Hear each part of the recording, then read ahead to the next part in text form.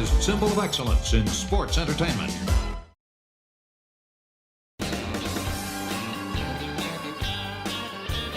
Hey, it's Conrad Thompson, and you're listening to My World. And of course, we couldn't do it without the Hall of Famer, the greatest of all time, your friend and mine, Double J, Jeff Jarrett. Jeff, how are you, man? Oh, Conrad Thompson, happy Monday. Happy My World recording. How are you doing, pal? Better than I deserve. Spring is in the air. I had a family weekend, if you will. Really?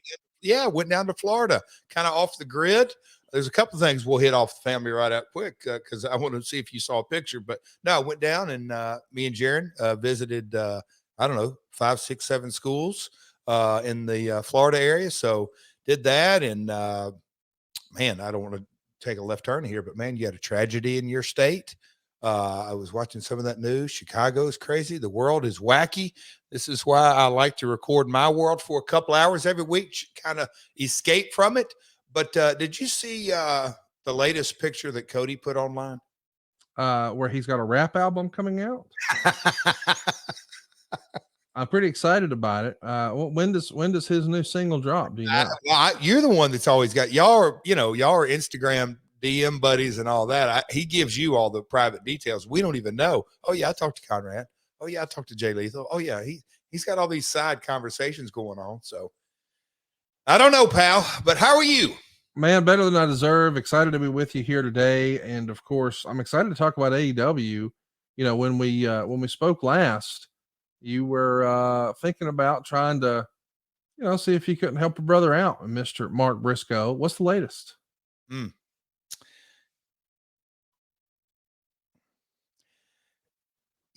Conrad, you can lead a horse to water, but you can't make him drink. I could come up with 1,000 different analogies. And a lot of times you settle for good and not great.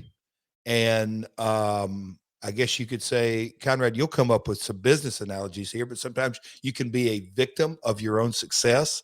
Yeah. Think that the only way to do something is the way you've done it for years and years and years, and it got you to a certain level. Well, the fact of the matter is, Mr. Briscoe, it is a brand new day in a lot of ways for his career. And for a lot of years, he was super successful in his situation. Got to take the level of competition without question. In case you got to also take his situation. So it's a AEW, like I said last week, moves faster, stronger, better athletes, more pressure. All of that being said, as a unit, we're trying to work the kinks out. Let's just say that there's a lot of chatter going on. Jay Lethal and me had a conversation. I said, Jay, you can't make people change. They got to want change. Help him to see the reason why. Don't tell him he should change.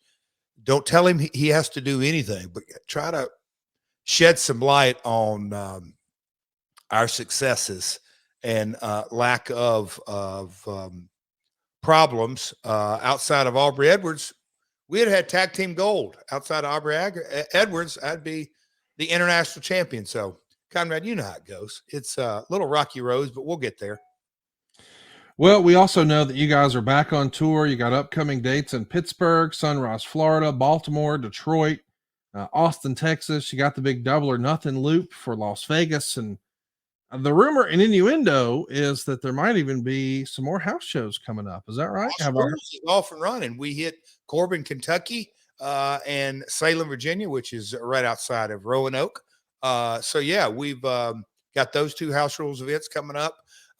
Lots of buzz going on right now, Conrad, around AEW and the ups and downs and everything in between. But yes, Troy, Ohio was the first house rules event, and Salem and Corbin, Kentucky. So we're moving over into a different part of the country. Our next 2 events are going to be near and dear to both of our hearts, but we'll see how that goes. And so, at some point we're going to get out to the Midwest and Texas and probably out West, but the Carolinas are a hotbed that we're looking at, obviously Florida. And then it goes without saying the Northeast. There are many markets in the Northeast that house rules would fit. And so we're excited. Also talking to some Canadian partners that from coast to coast. AEW has a monster summer plan for Canada.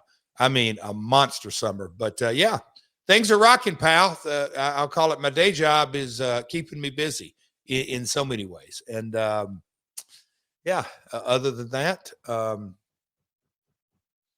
what's your thoughts going on in the wrestling world? Anything come to mind today before we dive into this topic? Because, buddy, I cannot wait to ask you a few questions today. When I read the notes, I said, I'm going to ask Conrad this, or I'm going to ask Conrad that. We're going to get your feedback today on a few things, but what's your temperature of professional wrestling these days? Well, I want to give a shout out and kudos to Mr. Macklin and Miss Deanna. They are the new Impact champions. They had their big pay-per-view over the weekend. Triple Mania was this past weekend, as I hear that was a big success too. And of course, everybody's wondering what's next for WWE. I think they've got some big stuff lined up with Kevin Owens and Sami Zayn and the Usos, and can't wait to see what's next for Cody and Lesnar. And of course, all the chatter really is about AEW and, you know, the rumor and innuendo with the FTR podcast. I don't even know what all that's about just yet. And will he or won't he with some roster members on the AEW side? It's an interesting time to be a wrestling fan. I think now's about as fun as I can remember it being. This modern era feels more and more like the boom era of the Monday Night Wars, just in terms of lots of different companies getting some momentum in different places.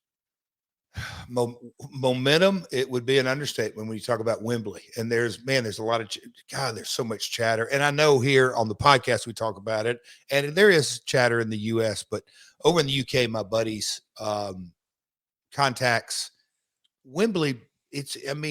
Conrad, it hasn't. No, we both know the business well enough to know that just in the last 12 months, Cardiff, LA Mania, SummerSlam's going to Ford Field, AEW, Arthur Ashe. But Wembley being the cultural event. You talked about Triple Mania earlier. I can't believe that was a year ago we were down there. So they kicked off Monterey this past weekend. I wasn't even aware of that, Conrad. Busy. But yeah, a lot of, and I screenshotted you that little image the other day. What about that market cap value?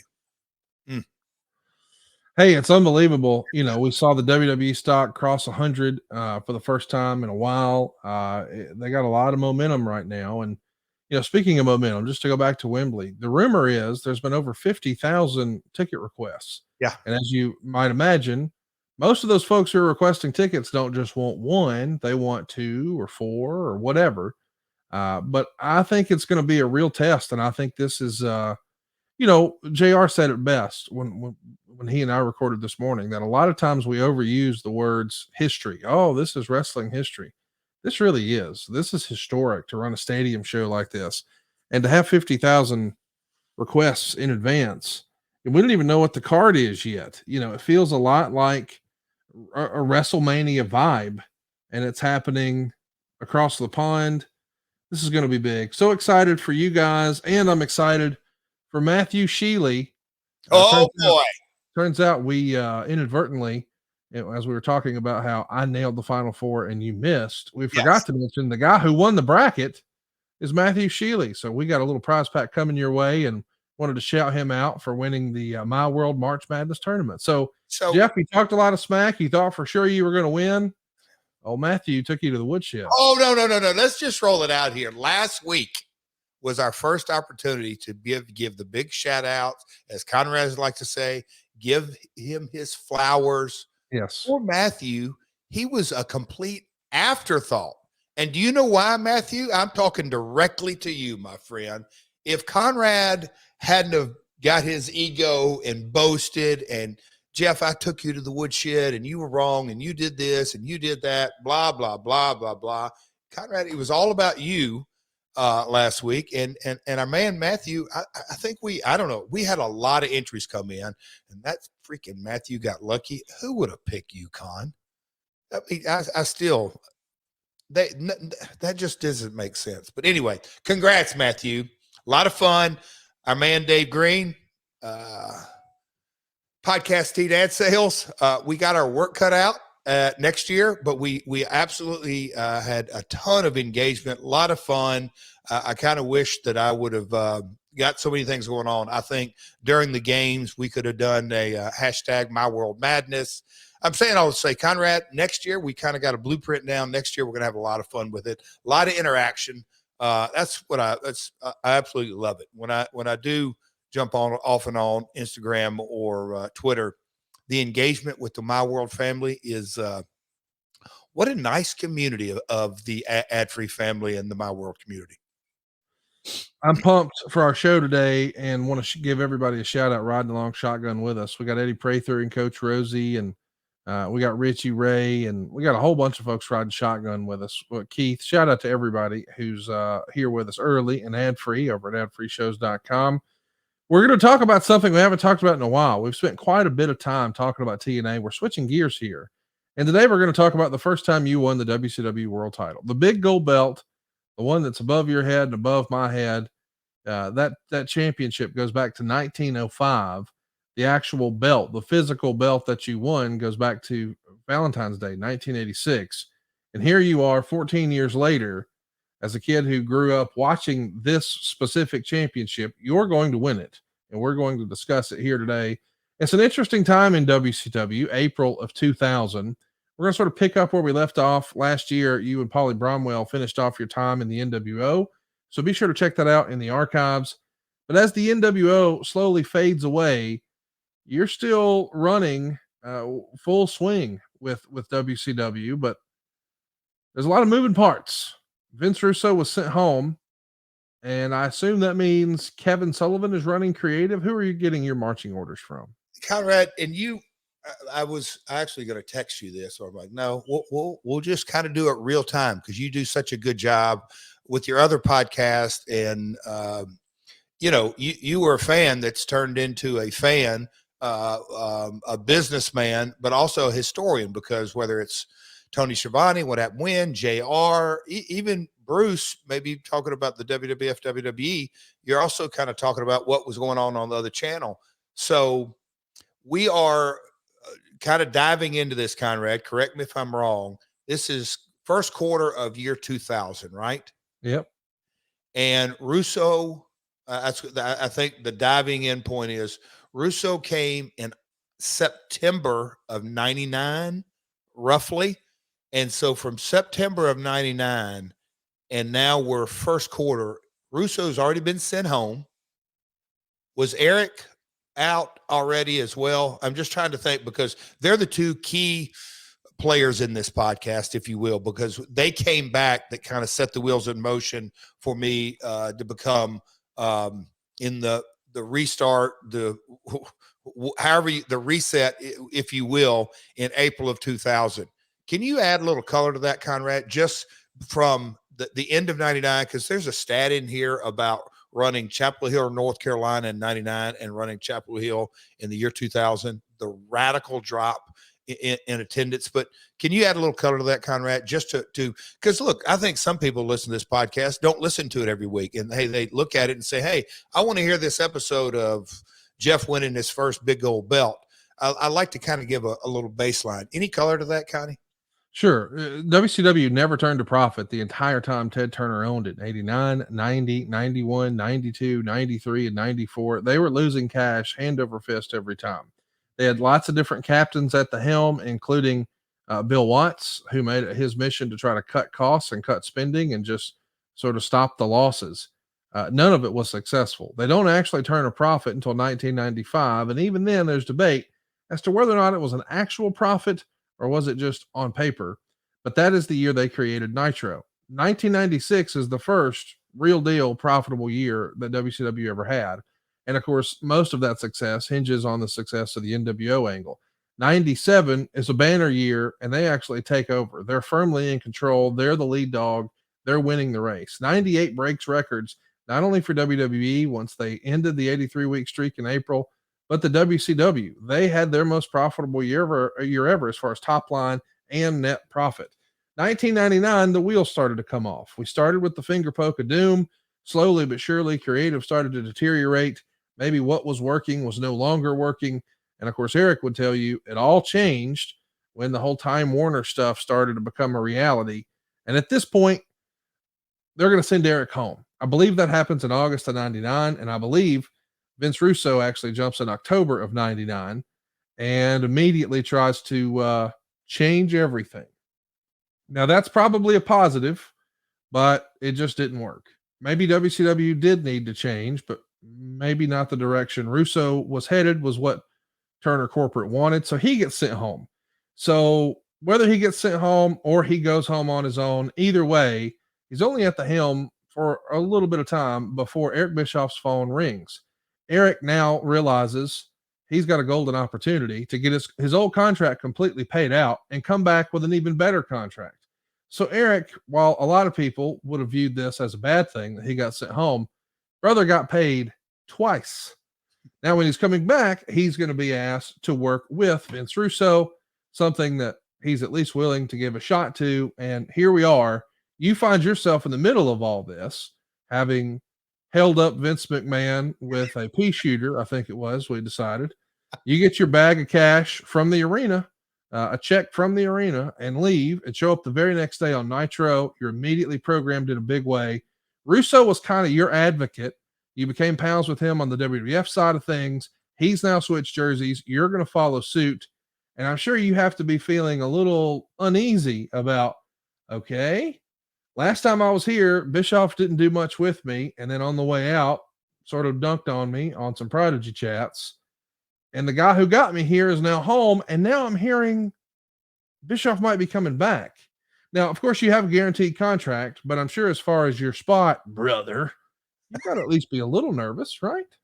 Conrad, well, seriously, I love all that because people that I've got another buddy of mine who's on episode 55. He listens to it going and coming from work. So he's working his way through that. But other buddies, they'll literally just scroll down and say, I'm going to listen to this and dive off into it. And anyhow, Conrad, I am, again, thanks. I appreciate that because as I read the notes and look, hindsight 2020, but we're talking Q1 of year 2000. I came in October.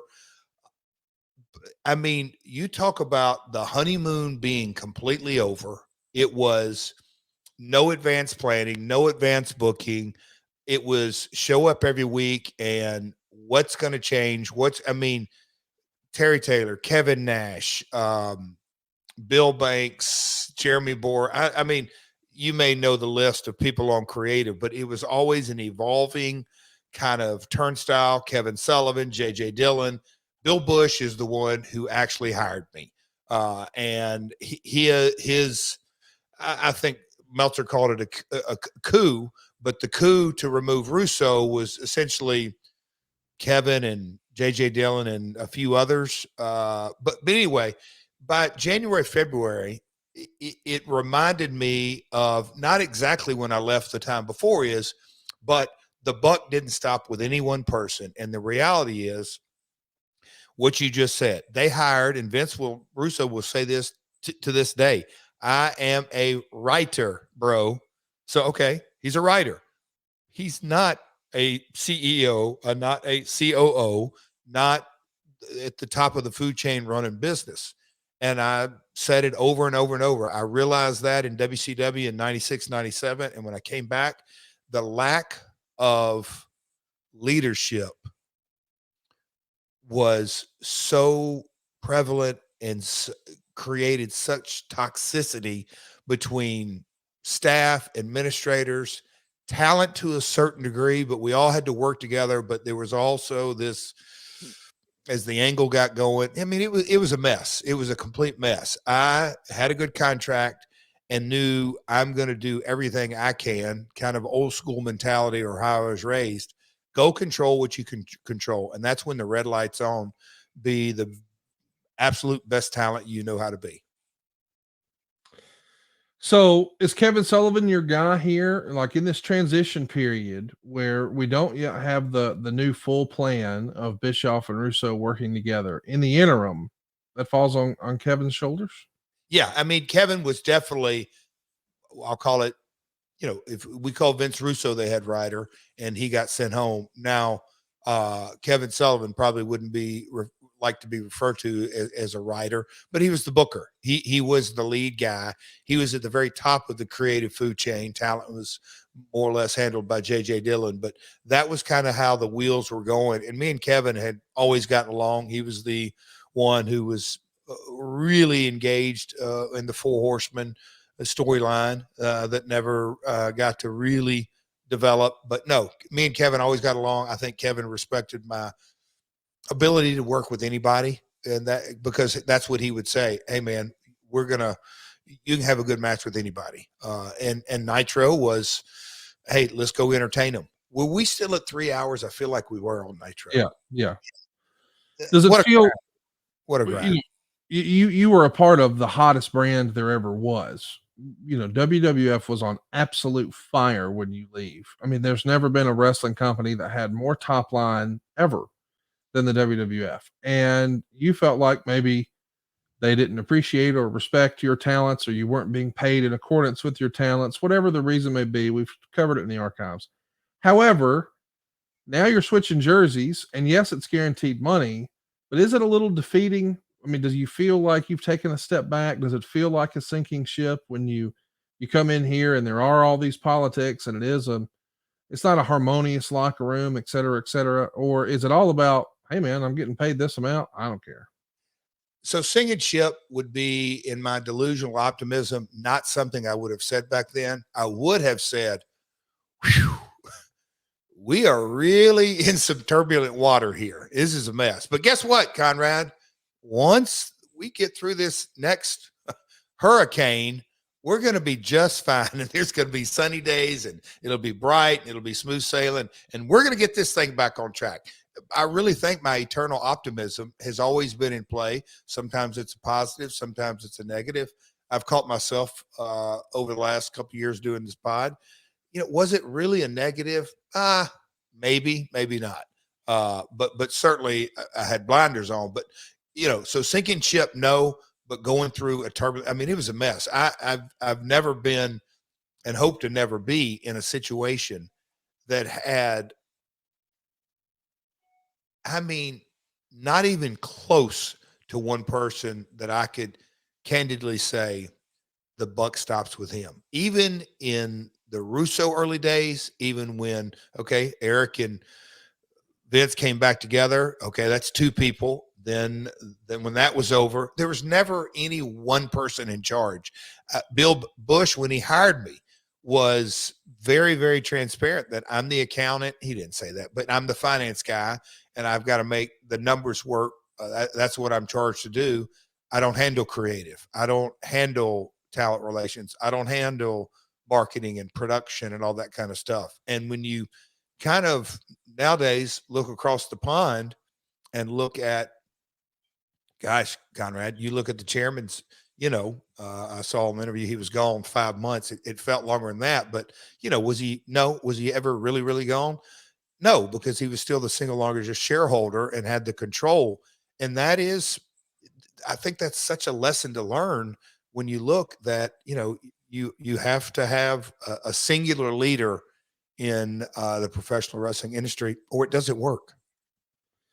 Coming out of Super Brawl, where Sid retains his WCW title in a 3-way over you and Scott Hall, shows in Sacramento, and it's written in the Observer that you were supposed to wrestle Sid on this show, but creative decided to push it back to uncensored and make it the pay-per-view main event there. Character-wise, did you feel like your character was established here? We know that the character was well established on the other channel. Did you feel like it was established enough here at this point to be in a main event?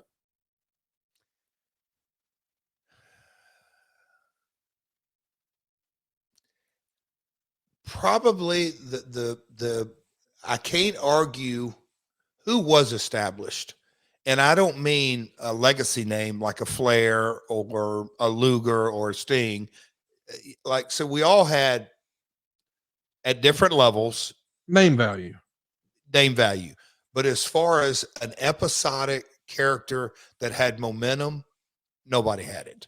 So right. I think I was the choice, and the thread that I read in all the notes was Kevin Sullivan, Vince Russo, Eric Bischoff, whoever, when they look down their list of talent, I think they go, who's dependable, who's going to deliver the best possible match we can on Nitro. All right, Jeff's our choice. I think that was, I don't want to say by default, but that was because nobody had momentum. Well, we're going to try to get some momentum here, but we're going to be working with Sid. Had you worked with Sid before, whether in Memphis or the WWF, or would this have been the first time you and him were hooking it up? So, Conrad, in 1985, not 95, 85 at the Nashville Fairgrounds, they used to have the matches on Saturday night.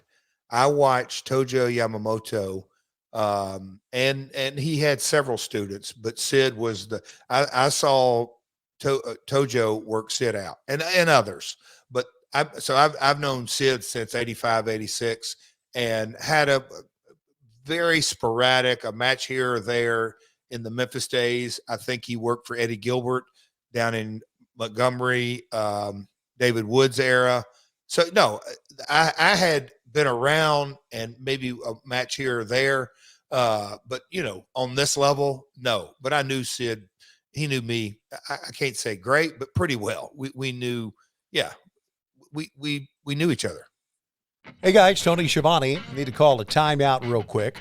Wanted to tell your listeners what I've been telling What Happened When listeners for a while now about all the cool things happening over on adfreeshows.com. Jim Johnston created the soundtrack for generations of WWE fans with some of the most iconic themes in history. Jim sits down with Conrad to take us behind some of those classic themes, including The Ultimate Warrior. And then I recorded that. And then just over that, you're just doing.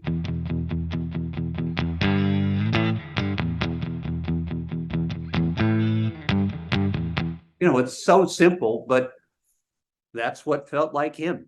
Plus, an all-new edition of The Book is here, as David Crockett takes us page by page, gate by gate, through the JCP booking logs of April 1985. On Sunday, April 14th, you start the day with a 2 p.m. show in Richmond, Virginia, 43 grand.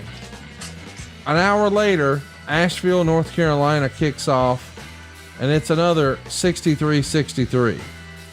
But then that night, you guys all cruise to Atlanta, $31,000 at the gate. Talk about a banner day for Jim Crockett Promotions. This is hard to beat, man. That's just a small taste of what we got waiting for you. With 4 levels to choose from, see for yourself why ad-free shows is the best value in wrestling today. Sign up now at adfreeshows.com.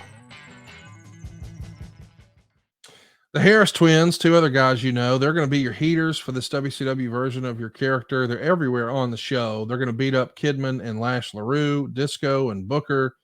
And how's this for a match? The Harris twins take on Terry Funk and Dustin Rhodes, and it leads to both you and Sid coming down. Of course, you hit the timekeeper with a guitar because that's what you do. And Sid chases you out while Dustin turns on Funk and hits him with a DDT. That all happened in a 5-minute match. A lot of moving parts here. And Hogan was pretty critical of the creative. He went on Mancow on February 18th, saying his match with Luger would turn the company around and that nobody under 40 on the WCW roster has any credibility in wrestling. And that Perry Saturn, who had ripped on Hogan online, had never drawn a dime and never would. And he blamed Russo's writing for the current problems in WCW. And Dave Meltzer writes in The Observer, Hogan needs to go. He's done more to hurt team morale than anyone in the company. The company will never rebuild as long as he's around. Even though there are ways he could be booked that could be very effective, his keeping others down make him not worth whatever potential upside he may have left. Until Bill Bush explains to every wrestler over 40 that their only job left in the company is to make someone under 35 a superstar, and anyone who doesn't do it the right way is gone, there is no hope. There's not one exception, because all those guys who in their minds think they're stars that are over aren't drawing a dime or a rating at this point. Meltzer has some pretty harsh words here about the Hulkster. You were there. Did you feel like he's trying to stir up the internet, he being Hulk Hogan, with this sort of statement? Or did you think it was genuine and maybe what we've heard from a lot of other folks over the years is true? Hulk was trying to hold us down, brother. I think Hulk, like any talent, wanted to keep things going. It's not like he woke up and everybody wanted their way. Everybody, and that group of we'll call it the Millionaires Club, and that's why I ask you, but I think it's just a good setting point. Just 12 months ago, business was red hot. That's not that long ago, and now they brought in a guy, and he's already out. I mean, disarray, unorganized, a mess. It's just a complete it's an understatement because, Hogan getting on the radio and Mancow, for those who don't know, incredibly successful. I'll call him a shock jock in the Chicago area, used to be syndicated. But, Hogan saying his stuff and the inner office turmoil and everybody, look, the reality is everybody wanted to keep that big paycheck coming. And they were very, very outspoken on what they thought was right or wrong. And there's probably validity in both. I just sat back and tried to really look at it and go, I can't remember having these thoughts. Where's all this going to end? What's the end game here? Who is going to be able to come in and be, I'll call it the Vince, the JArrett, the Jerry Lawler, the boss, to just say, hey, this is direction we're going and we're going to be successful at it. And it turns out to be successful. I was hoping for that. I didn't know where it'd come from, but I was hoping that we would right the ship, get the train back on the tracks. But it was very clear by no shows, substitutions, and talent dictating, I'll be at TV, I won't be at TV. I don't like this, I don't like that. There's a give and take always in wrestling. But at this level, it was it's just such a disaster. The Torch and the Observer would report that the Nitro prior was supposed to be you versus Sid, but it was supposed to be a cage. And when the match is pushed back, Hogan had to go out with Luger and do the cage match. And apparently Hogan was pissed about it. Are you hearing any of this directly from Hogan or just whispers in the locker room and the dirt sheets? And first time I've knew that Hogan, and maybe I forgot about it and heard it in passing that night, but I didn't even recall that they had him do the match in the cage. I don't really remember me and Sid being booked in that cage. And that's a product of not really me having a bad memory of how much plans changed. Yes. All the time. It was just like constant. There was no direction. And I say this to say, if I can't recall it, the fan base, we eroded it. What do you say? What do you call it? Consumer confidence. Yep. It was gone. By the last Monday of February here in 2000, Nitro loses in the ratings by triple. Raw has triple the ratings that Nitro does. That's just crazy to think about. That same Nitro, by the way, is the Target Center, and we have you and Vampiro wrestling. You're going to get the win to retain the U.S. title. We haven't spent any time talking about Vampiro. How was he to work with? He was fine. He obviously his most success came in Lucha Libre and came in,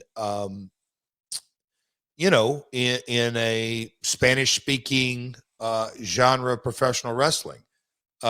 So his in-ring, it's fine and everything, but it was, to me, it's one of those things. Did they ever give him, I'll say, a fair opportunity? Was the character defined? Was he kind of an offshoot of Sting or what? We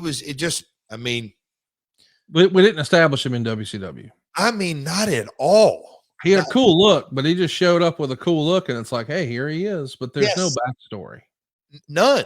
And Yeah, we don't understand the character. and then, I can hear Mike Tenay or whoever, but yes, he's a legend in Mexico, but they are not going to have time to say why is, so you felt like he was a big deal and kind of thought he was, and they kind of positioned him, but then it never really panned out. And,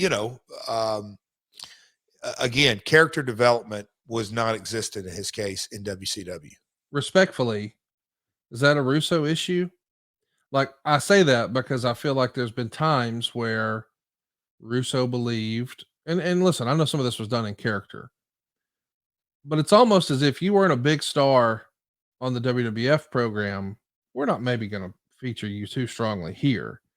And in times Russo, in character, I'm sure, would do promos about, hey, you can go watch all the lucha libres you want. Like, he didn't necessarily respect the history because he didn't think, and I think he was right, by the way.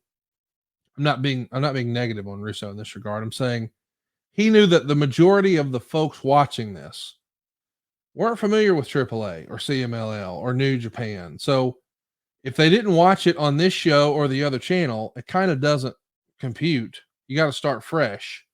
But I think you could leverage that stuff. And we've seen it happen in more modern times.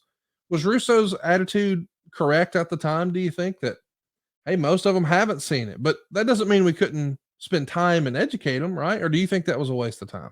No, so I think, and I think you'll agree with me, I don't think it was a matter of respect on Russo's part. I think he respected Japanese talent, Mexican talent, whatever it may be. Did he think that they would get ratings and numbers? I can tell you, to my knowledge, absolutely not, and didn't believe that it was worth the investment to use that as a jumping off point in character development for Vampiro. And there's 1,000 different schools of thought, and going back to the territory days. And a lot of times I like to kind of use that as example. In the old days, God, I sound like the old timer, but that's how it was done. Here comes Billy Robinson. Why is he good? Well, we're going to tell you why he's good. He beat this guy here and beat this guy here, the traveling world champion, or, Andre the Giant's a touring guy, or whatever it is. You use the history because it's difficult. You can't create history overnight. So Vince, I don't believe, really ever bought into that's going to get me a number to go into other genres of wrestling. But that was his philosophy. So the culture of character development in WCW, we just touched on Vampiro. There's a lot of guys that were, I just go into that. That is such a lost art in so many ways. Let me jump in here, though, too. Okay. I don't want everybody to think we're trying to pile on Vince, because the reality is the other Vince didn't do it either. I mean, let's just call it like it is. Like, he had plenty of opportunity to feature some of his lucha talent. Remember when the Nitro craze really popped off with all the success of the luchadors? Vince tried to do some of the same, sort of half-assed. Like, there was nobody got excited about a light heavyweight title match in the WWF. Nobody got excited when they ran the Royal Rumble in '97 and had all the lucha talent. There was here they are, and that's it. At least WCW allowed them the environment to flourish. And I just wondered, from your perspective, did Russo come over not selfishly saying, I don't like it, so they won't like it? Was he sitting under Vince McMahon's learning tree long enough that, hey, they're not gonna, because let's go back into more recent years. I thought for sure Shinsuke was going to be a huge star, and man, they're going to put him and Lesnar out on pay-per-view and blah, blah, blah. That never happened. And it almost feels as if, candidly, it's not going to happen, as long as, that's just not Vince's style. That's not his approach. If you can't connect with a really strong promo and you don't come in with a lot of that hoopla, it's just, I don't know. I don't think it's a Russo thing. I think it's who Russo learned from. I think it's a Vince McMahon thing. And I also think that you could just draw the it's not the style, but look, overall, it's, I'm going to really state the obvious here.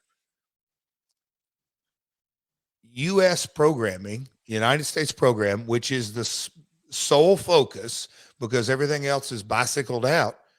it's English speaking. It's truly just that simple. You have to do a connect, pal. The money's in the face, and the emotions, but you also got to be able to talk. And so, Nitro, when the luchadors came on, they sold action. They didn't have storylines. They didn't have angles. They said, we're going to give you some hot action.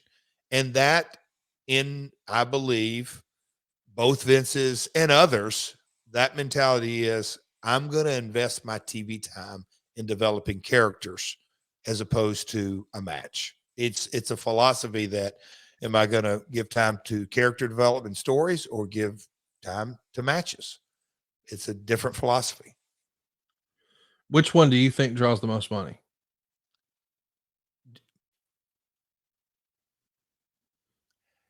It's funny that you would even ask. I mean, is that like a softball? I mean, it's stories. We all know it's stories. Oh my God.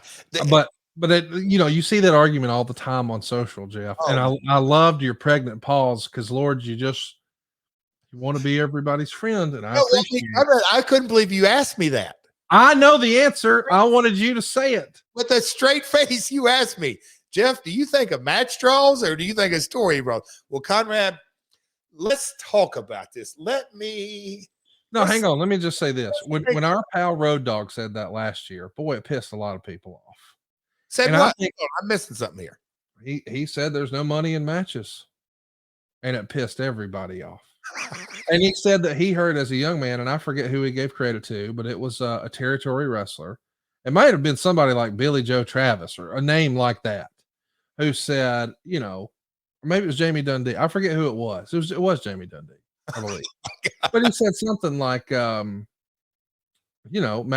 matches, there's no money in matches. The money's in the story. And it upset a lot of people. But Eric Bischoff's been saying the same thing. Jim Ross has been saying the same thing. Tony Schiavone's been saying the same thing. And now we got you saying the same thing. And I feel like it's just not clicking. And don't get me wrong, I understand. I love a 5-star match as much as the next guy. And I know you appreciate and respect it more than I ever could because you can appreciate what all went into that. However, you got to have the story. When you think about WrestleMania 3, if you're a wrestling nerd, we all think of Ricky the Dragon Steamboat and Randy Macho Man Savage putting on a clinic. But those 80,000 people came there to see the conclusion of that Hulk Hogan, Andre the Giant story. And those matches are not even comparable in any way. But the match that drew those people was the one with the best story. That's what sold the tickets. That's what sold the pay-per-views. That's what sold the closed circuit. That's what made the company an arena business for real. It was doing fine before, but it was another level after. And it was that story, not the matches. I am dumbfounded. I'm going back to, and where did I miss this? Maybe I wasn't dialed in that Road Dogg got heat by saying that. But I when I say it diplomatically, like the NBA playoffs are cranked up right now. And I absolutely, without question, I'm a basketball junkie. And so I look at, okay, and now they've got a play-in tournament. And Conrad, I don't even know if you know that, but top 8 teams from the East, top 8 teams from the West traditionally have always gone. Well, the last couple of years, they have a play-in tournament where the 7th seed and the 8th seed play at the end of the season, and the winner of that, they get the 7th seed. And then the loser of that is going to go play this other game, but number 9 and 10 have played, so that winner gets a win. So there technically could be a 10th seed get the 8th seed slot. Okay, they're all dribbling the ball. They're all making fouls. They're all hitting threes that are unbelievable. They're all blah, blah, blah, blah, blah. It's all basketball. You get 1 point for a free throw, 2 points for inside the I mean, it's all the same. But when you attach the story to it, whether it's UFC, NBA, March Madness, Clipboard Joe Burrow and Buffoon Abyss getting in our crawls. I mean, it's all story. If you just have a match to have a match, it may be entertaining, but there is no ROI. There's no revenue. I don't believe there's any revenue generated out of it. And I'm surprised that you asked me that question, Conrad. Well, I just wanted to get it stirred up. I wanted the internet to hate you like they do Road Dogg. I don't know when everybody, the IWC got together and decided they don't like Road Dogg, but he was just spitting facts, y'all. Let's talk about another fact. Sid is shown backstage on this same Nitro where you are wrestling Vampiro, laid out with a broken guitar next to him. And it's reported in the newsletters that this is done this way without seeing the actual action of a guitar, because Sid says he got a concussion the last time you hit him with a guitar. And Meltzer can't help but jump in and chime in on that, saying, hey, if Mike Tenay and Moolah can get hit with guitars and not get a concussion, but this 300-pound guy does, maybe there's something amiss. Do you remember hearing about Sid saying he had a concussion from a guitar? And I mean, I'm not trying to reveal the magic, but some of those guitars, Well, I'd have been fine with you hitting my daughters over the head with. but What are we Meltzer talking didn't- about? well, Meltzer didn't get the full story. Okay. It's very, very clear. This particular guitar, I loaded it with 2 bricks. Oh, goodness gracious. So, I mean, look, Dave, Wade, Mike Johnson, they sometimes get half truth. Now, Sean Ross Sapp, we can throw a few out there now. Nick Hausman, I mean, all that. This particular guitar, I may be stretching it a little bit. It might have been 1 brick, but hey, sometimes it's happened, and you don't really need a full brick to put today down. A half brick. Oh, all right. Come on now. We're having fun. But let me ask you, We're having fun. But yeah, have you had the same guitar guy the whole time? no. WWF was Richie, Rich Posner, yeah. and then people in and out. But then WCW went Hollywood on us, and they ordered them out of LA. True prop guitars, and then I've had the same guy since 2002. Did you ever use was there ever one that wasn't safe and you didn't know it until after the fact and you were like, oof? Oh no. I've always, if I got hit, I got a nice scar right on the top of the head in Mexico. LA Park cracked me, like to knock me out. There have been some that Russell Cade, when I hit Matt Hardy, that was a little stiff, but I still thought it was safe enough, but apparently it wasn't. But you know, in WCW, all of those were, and the liability, I understood why, because I'm like, guys, can y'all make these up? They were too much. But did Sid get a bad one, or is Sid being a whiny butt here? not to my recollection at all. I don't think there was a bad one. Okay. There's a report in the Observer that there's a talk of NWA Worldwide doing a Christine JArrett memorial show at the fairgrounds, but it have to be approved by your father and Eddie Marlin. Do you remember ever hearing about this and what you thought of the show happening?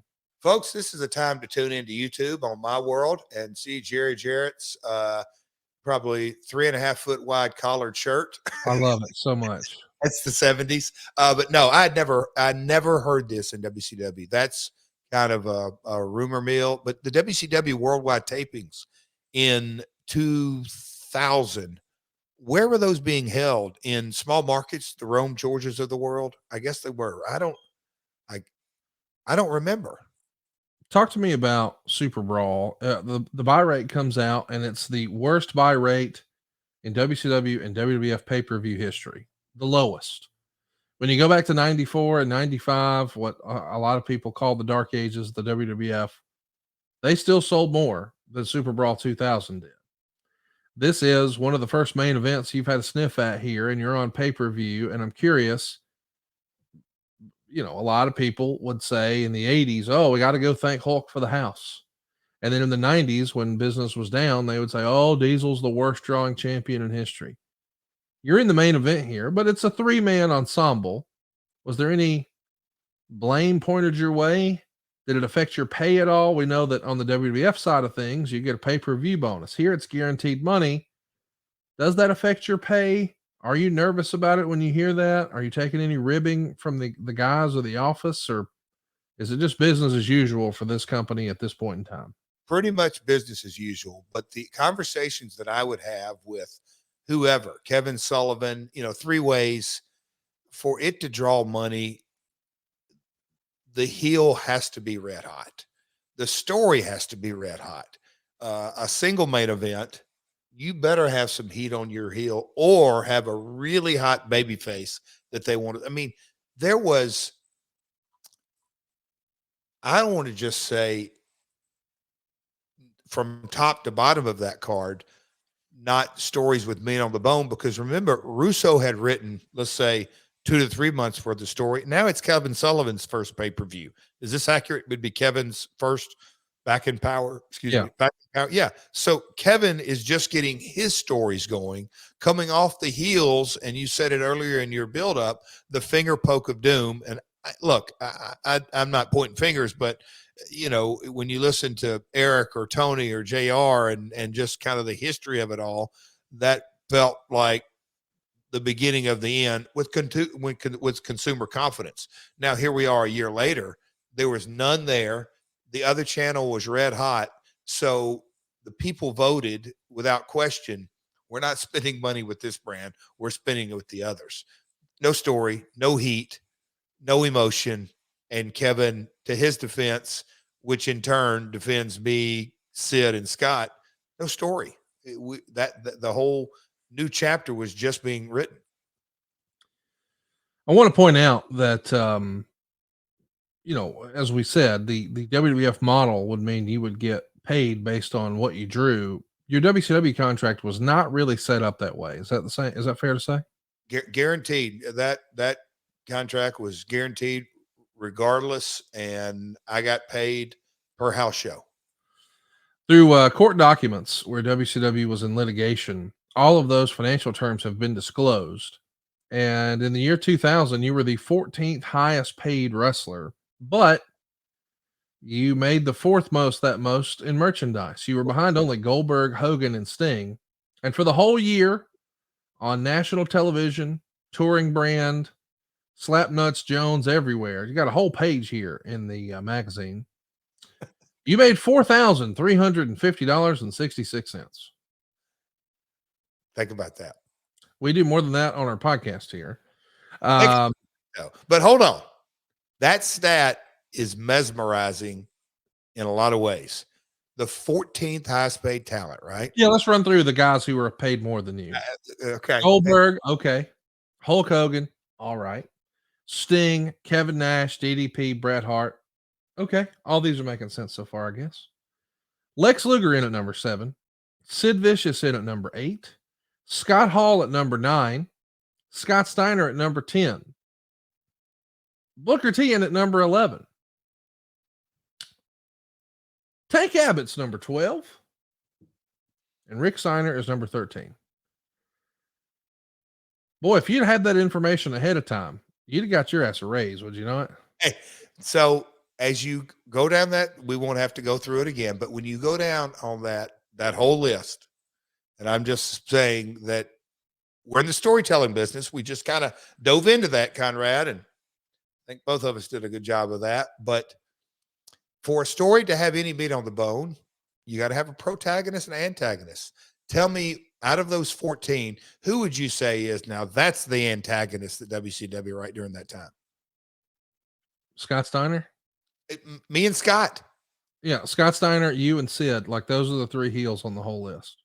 And Sid, I know we're going to try different people at different spots. That's without question. But when you look at them, I mean, Scott Steiner, Sid, Jeff Jarrett. Yes, and Flair by this time was a legacy babyface, head and shoulders above anybody except Hogan, right?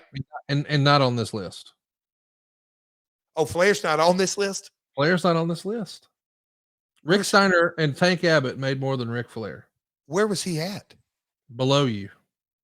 No. Yeah. Let's keep it going here. March 6th, Chapel Hill, North Carolina. Hold on. One last thing is, so the atrocious royalty check of merch. Yeah. Who are the 3 people in front of me? All baby faces, all legacy. Goldberg, Hogan, and Sting. That tells you what a freaking disaster we have going on, folks, in the year 2000 at WCW. March 1st, 1999. Not 2000. 1999. You guys did a Nitro here. 16,000 tickets were sold the day they went on sale. It was a sellout. Because of production kills, they opened up some more. In total, here in Chapel Hill, North Carolina, you had 17,852 paying customers. You come back 1 year later, almost to the day, March 6th. So it's been 1 year and 5 days. And instead of 17,852 paying fans, you got 2,236 paid. Conrad, we could drop the mic and say, folks, next week on My World, does that not say it all? I don't mean this to be ugly, and I realize you're going to take it that way, but it's like between 99 and 2000, this went from being a Nitro to an Impact. Just like that. It's truly, except Impact never had TNT and TBS. Oh, no. Yeah, that's what I mean. I'm just saying, like, 2,200 paid would be considered pretty good unless you're WWE and maybe AEW. But if you're not with one of those, man, 2,200 paid is a pretty damn strong show. Good for you. Real quick, you're the mortgage guy. 18,000 times $30 a ticket. It's a lot of money, Jeff. No, I mean, think about the revenue drop. Yes. And you know they were charging more than that for ringside. It's a lot. Yeah. Back on this same Nitro, the Harris brothers are just killing dudes. They get arrested. They're your backup, and now you don't have your heaters. You're booked in a tag match in the main event, and you end up choosing a partner. You choose The Wall. And you guys are going to take on Sid and Vampiro. Dave was not so hot about it. Oh, gosh.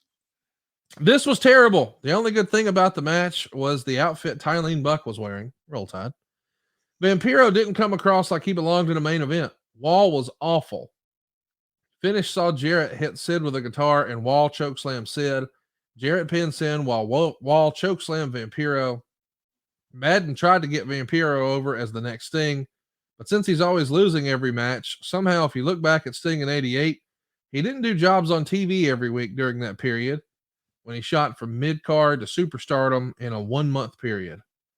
So, hey, at least Sid is taking the guitar shot this time. And, well, then the next day, surprise, Sid no-shows.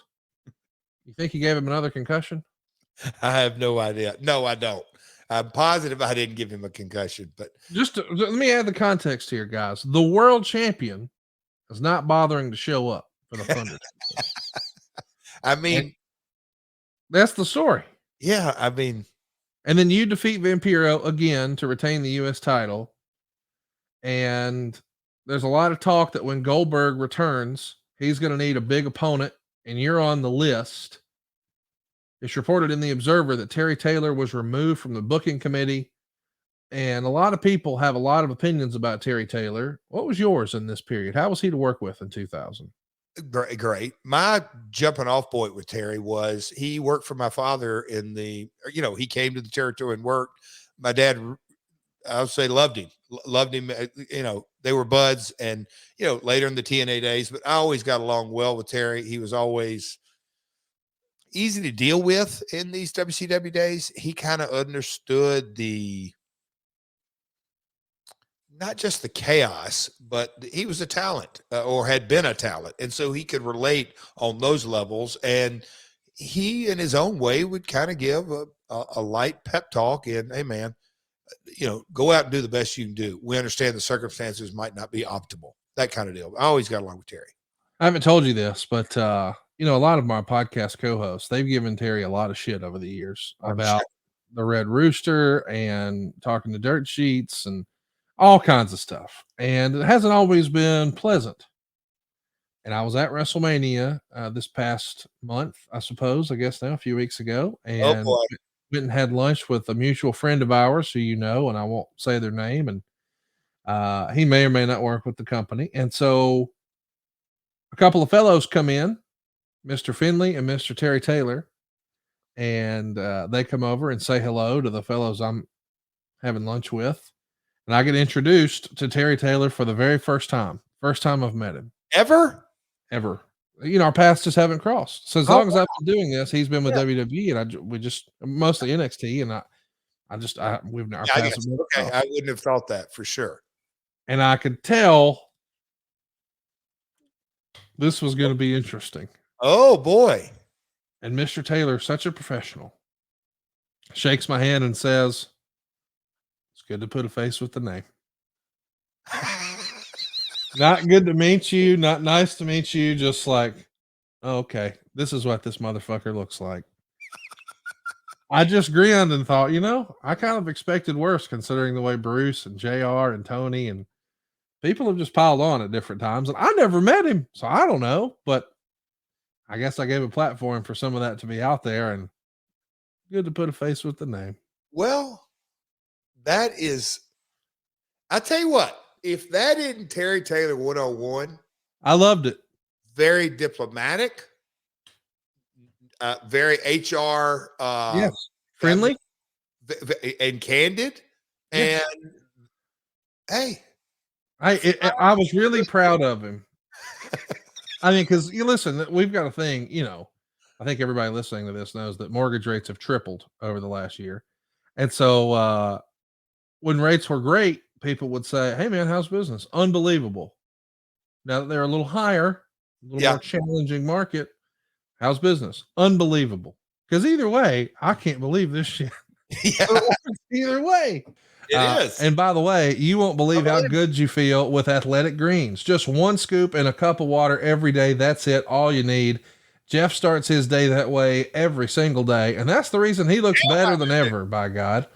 And maybe you're looking for better gut health, more energy. Maybe you want to optimize your immune system. Maybe you hate taking pills or vitamins. Maybe you want a supplement that tastes great.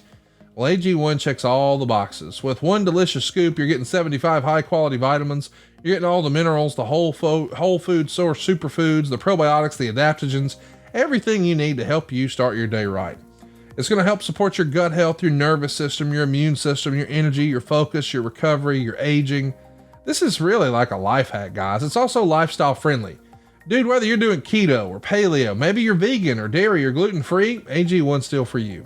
There's less than 1 gram of sugar. There's no GMOs. There's no nasty chemicals. There's no artificial anything, and it still tastes good. It's going to support better sleep quality and recovery, better mental clarity and alertness. Think of it as like your all-in-one nutritional insurance. It's going to cost you like less than $3 a day.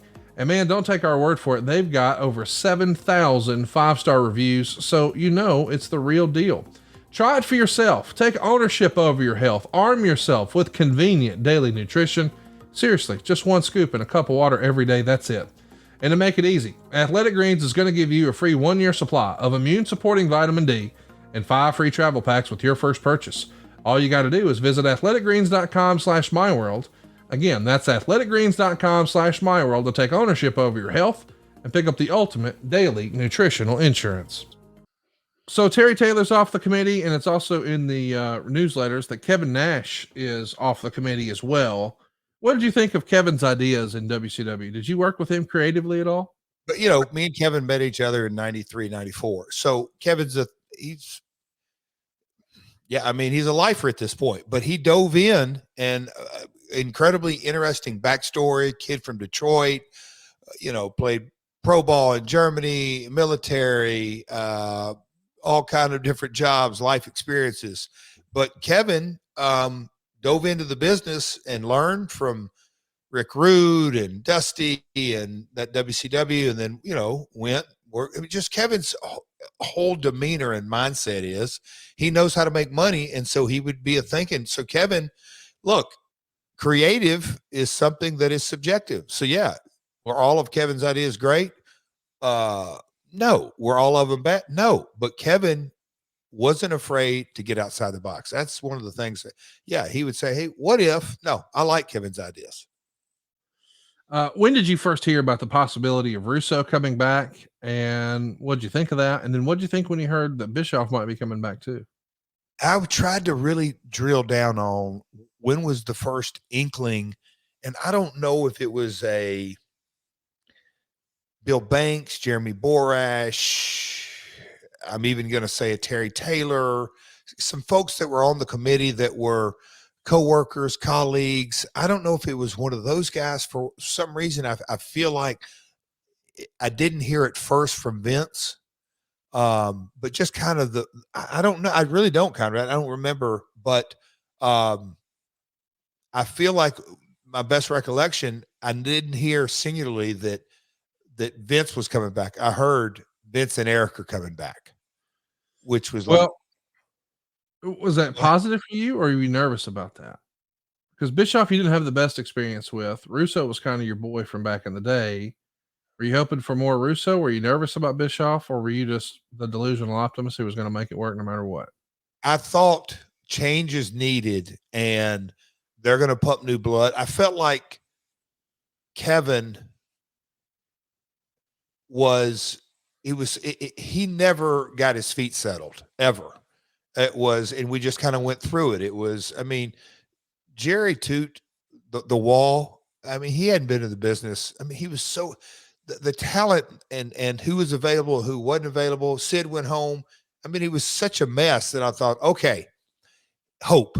We've talked often about this, off and online. Hope is maybe the singular, love is the strongest emotion, but hope is right up there. And it immediately, when Vince and Eric, I heard that, it gave me hope. Maybe delusional, maybe, but I knew, okay. You could clearly see we're going to bring these two guys together. Vince represents, we'll call it kind of the new blood, and I guess they went, but kind of the newer talent, the newer script writing, however it may be, type deal. However you want to say, cachet around Russo and the WWE influence, just whatever it may be. But Eric, obviously, his massive success that he just came off of the last couple of years. I thought putting this together, anything was going to be better than what we were going through because it was in such a disarray. I kind of saw the vision that Brad Siegel, Bill Bush, powers that be, all right, get these guys in here, because it was clearly at this point a distant number 2 to WWE. You said it. Tripled the ratings. Folks, if that doesn't tell you there needs to be a massive radical change, nothing will. Are you aware of the AOL Time Warner merger and how it might impact, or is that not even on your radar at this time? I mean, I mean, you're aware of it, but you just don't think, or I didn't. I mean, I was really, Teeny probably wouldn't have been happy with me. I had really become just a wrestler. I just wasn't dialed into how's this going to affect things. Well, we know what's going to be affected next, and that's this European tour. Man, it looks like it's going to be a strong success, and I guess it is financially, but Meltzer would say it's typical of WCW shooting himself in the foot. Birmingham does 11,812 paying fans for $384,000. London does over 10,000, paying $375,000. And Manchester does 16,318, paying $447,000. But WCW doesn't even announce this success on TV when they come home. And it feels like it would be great news because there's a planned return for November. And they bring out all the big guns. The Nitro Girls are here, the Pyro's here, and you've got injured stars like Kevin Nash and Bret Hart and Buff Bagwell. They're all on the show. But fans are supposedly giving negative reviews of the show because Sting and Goldberg and Sid Vicious aren't there. Sid Vicious is the world champ. Sting and Goldberg are on the actual printed tickets themselves, and they're not there. Do you remember this tour? I mean, financially, it's a success, but do you remember do you remember this being a moment where you thought, we got their money this time, but we might not next time? Didn't think that thought, but almost 40,000 tickets sold in 3 days. You just kind of, hell yeah, it's strong. And we're not just down, we're way down in the US. I had lived through that with WWF in 94. I can remember talking, and I really got an education on the business side in 94 as well, that live event business was not, it was starting to come up late 94, 95, but we weren't there yet. It was the building blocks. But Vince filled up the calendar of going overseas. Germany multiple times, UK multiple times. We did the Israel tour, and so, hey, is that kind of the strategy that WCW should take? that were strong in Germany. I think it was free to air during this time, but anyway, strong television presence throughout Europe and the UK. Do we head in that direction? All the no-shows was it was so foreign to me. We've covered it here on My World on the WCCW, the Von Erichs, and how they had decimated their business by the Von Erichs, not Kevin, Kerry, just no showing their own shows, completely no showing, and how it really destroyed the business. You know, it was just ingrained in me from my grandmother, my father, hearing other territory stories, hearing other guys. You know, the no-show is the number one worst thing you can do. It destroys, of which you've taught me, you know, the consumer confidence. But the amount of no-shows that were going on shocked me. I mean, we're going to go have these big houses. And me and Kevin Nash, I remember looking at the poster. Nope, there, not there, not there. Not this specific tour, but other times it's like, it ain't just false advertising. It's misleading. They know those guys ain't going. And the marketing department, you know, what are they going to do? They're, again, complete lack of leadership across the board is the result of what you have here. So almost 40,000 tickets in 3 days and nobody on the marketing materials is there. Come on. Yeah, it's less than, man. There's no other way to say it. It's just less than. Uncensored is a week away. You and Sid are on top, but the match they're really promoting the most is Flair versus Hogan in a strap match. And the Go Home Nitro features you wrestling Vampiro again. You're working the show here with the Flu, and they do a dusty finish. I guess the original plan was for Vampiro to beat you for the title, but instead they do a dusty finish where Vampiro gets the pin, but it's because he hits you with the belt and a ref overturns it. So you get the stroke on the belt to retain. So a heel getting saved by a ref maybe makes no sense, but that's because it wasn't the original plan. It was supposed to be Sid costing you the title on Thunder, not again on Nitro. But Sid at Nitro asked for the day off, and somehow, just days before a pay-per-view, they grant it. Okay. Now, I just want to add context. Jeff is the U.S. champ. Sid is the world champ. So it's champion versus champion, but only the world title is on the line. So maybe you're thinking, okay, if we're really going to go with Jeff, we need to get this U.S. belt off of him. Doesn't it make sense right before a pay-per-view to really build the stakes for that match? Let's have Sid cost Jeff his U.S. title as a way to build towards the pay-per-view. Okay, I'm with it. Here comes the monkey wrench. Sid wants the day off. We give it to him, so we do this convoluted dusty finish, and Jeff wrestles Vampiro for the third or fourth straight week here. The next day at Thunder, Sid changes his mind. He's actually at the show. And he comes out to save Booker after you and the Harris boys are beating him down. He comes out and has some, well, they're not Memphis punches, and you're doing your best to make it look right. But this is just a disaster. You're here with the Flu, trying to help get over and establish a new guy who we haven't invested any backstory with, but we're saying on TV he's the next Sting. And the world champ's supposed to cost you the title, but instead a ref is going to help the heel retain. And then the next day, never mind, he's here after all. Man, we are rudderless here, are we not? Conrad, you said about the profitable years of WCW earlier, but I think either I cut you off or you cut yourself off. 99 was profitable, correct or no? Yeah, 2000 was a huge disaster. And we're in the middle of it. Yes. And here's all the reasons, not reasons, here's all the answers and the, I guess the fruit that's being produced. I mean, no wonder. It's a disaster. Let's talk about the pay-per-view. Sid Vicious is going to beat you in 7 minutes and 36 seconds, and Meltzer's kind of nice to you. He only gives you a 1.25 stars, but he says JArrett did as good a job as humanly possible with Sid at this stage. And it wasn't really bad early on. Of course, eventually, the heel referee is going to come out. You're going to beat up a referee, and then another referee comes out. And then Hogan comes limping behind him. Hogan saves the day. beats you up and the Harris twins, gives you the leg drop, puts Sid on top for the pin, and then Scott Steiner comes out and he cracks a guitar on Hogan's back. This is supposed to be a pay-per-view main event, but this reads like it's just a Nitro, doesn't it? Or maybe a Thunder. Yeah, maybe. Again, the lack of oh man, I don't know. Are you disappointed? I mean, here you are in a pay-per-view main event in a title shot, one-on-one. This is what everybody would have hoped for when they were signing up for this company. Like, man, I want to get over there and work in the main events, and now here comes Hogan to interfere. And I don't know if it's in our notes. Was this pay-per-view maybe good? Was this the one down in Miami? Where is Uncensored? This episode. why do you ask?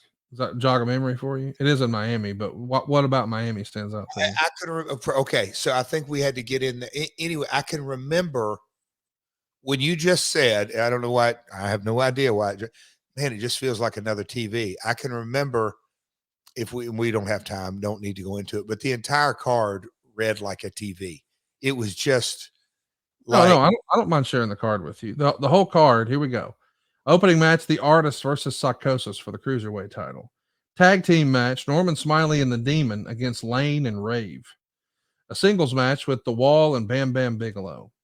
A hardcore gauntlet match for their hardcore title with Brian Knobbs taking on 3 Count, which is Evan Courageous, Shannon Moore, and Shane Helms. Billy Kidman and Booker T with Tori Wilson in their corner, taking on Harlem Heat 2000, which is Big T, aka Ahmed Johnson, and Stevie Ray. Vampiro working with Fit Finley, the Harris Brothers with the Mama Lukes, Dustin Rhodes with Terry Funk in a bull rope match, Sting versus Lex Luger in a lumberjack match, Sid versus Jeff Jarrett. And then what goes on last is not the world title. It's Hulk Hogan versus Ric Flair in the Yappa Pie Indian strap match. just no heat on anything. I can remember getting there and looking at it, and there was zero momentum in the product. So the inkling of, to tie it into the episode, the inkling of Russo and Bischoff coming back, there's the hope spot out of everything. It certainly wasn't in the card or the creative or any other type momentum that was going on. It was, that's why it jogged my memory. I remember it was in Miami. We got in there the day early. I don't say I was at a production meeting, but I remember kind of going through some creative with Kevin and others. And it was just, I just remember thinking, all right, I got Sid. I got to do the very best I can do with him. Tough day at the office. The next night, we're doing Nitro in Gainesville. You're in the main event, teaming with Scott Steiner to take on Sid and Hogan. And Meltzer would say, it saw Hogan never sell one thing the entire match. Looked bad until Sid choke slammed Hogan. Normally, guys recover from the choke slam pretty quickly, and normally Hogan recovers from everything immediately. But he decided to put this one over. Sid pins Hogan, and the ref counts 3, which makes no sense. I'm going to recap. It's Jarrett and Steiner against Hogan and Sid. So he's getting pinned by his own partner. So Hogan and Sid both win and lose the match.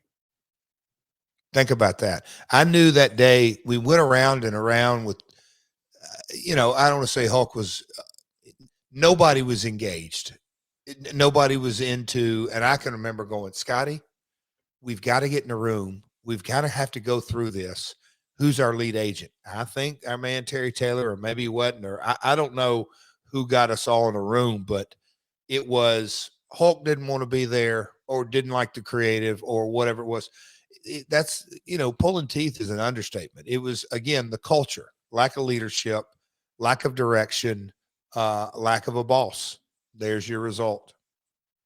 It's really amazing that happened. I mean, I can only imagine. I mean, I know that the wrestling community goes LOL Memphis, but I don't think even your dad and Lawler would have said, we'll have one tag team partner pin the other. What? Even reading the note again, I don't follow. Okay. You can have a heel turn or a turn, but one of the opposing team needs to get the cover in. It's crazy. Let me translate this to you. Hulk and Hulk says, I'm not letting Jeff or Steiner cover me. That's exactly right. If anybody's going to lay across me, it's Sid. I ain't putting over them. Think about that. What? Yes. Fight Plus is the ultimate digital platform for live sports and entertainment, and they're now offering a free 7-day trial at tryfight.com. Fight Plus is packed with a premium live event schedule, over 1,000 hours of live action every year, and a library of more than 4,000 hours on demand, plus exclusive content you can't get anywhere else. Fight is a great partner of ours. They support us, so let's support them. Give that free 7-day trial a shot, and you'll be a member for life. That's tryfight.com. tryfite.com.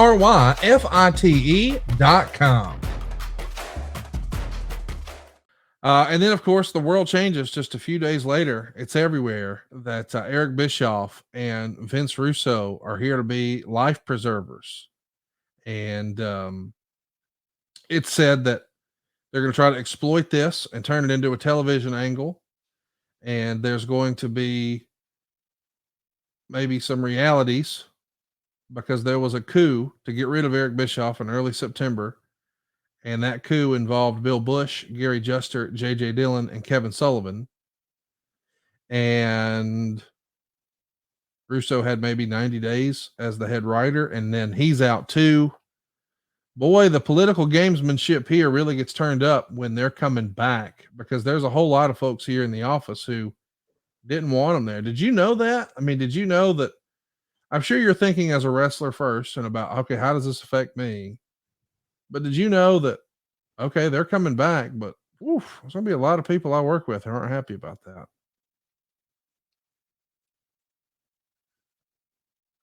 So I'm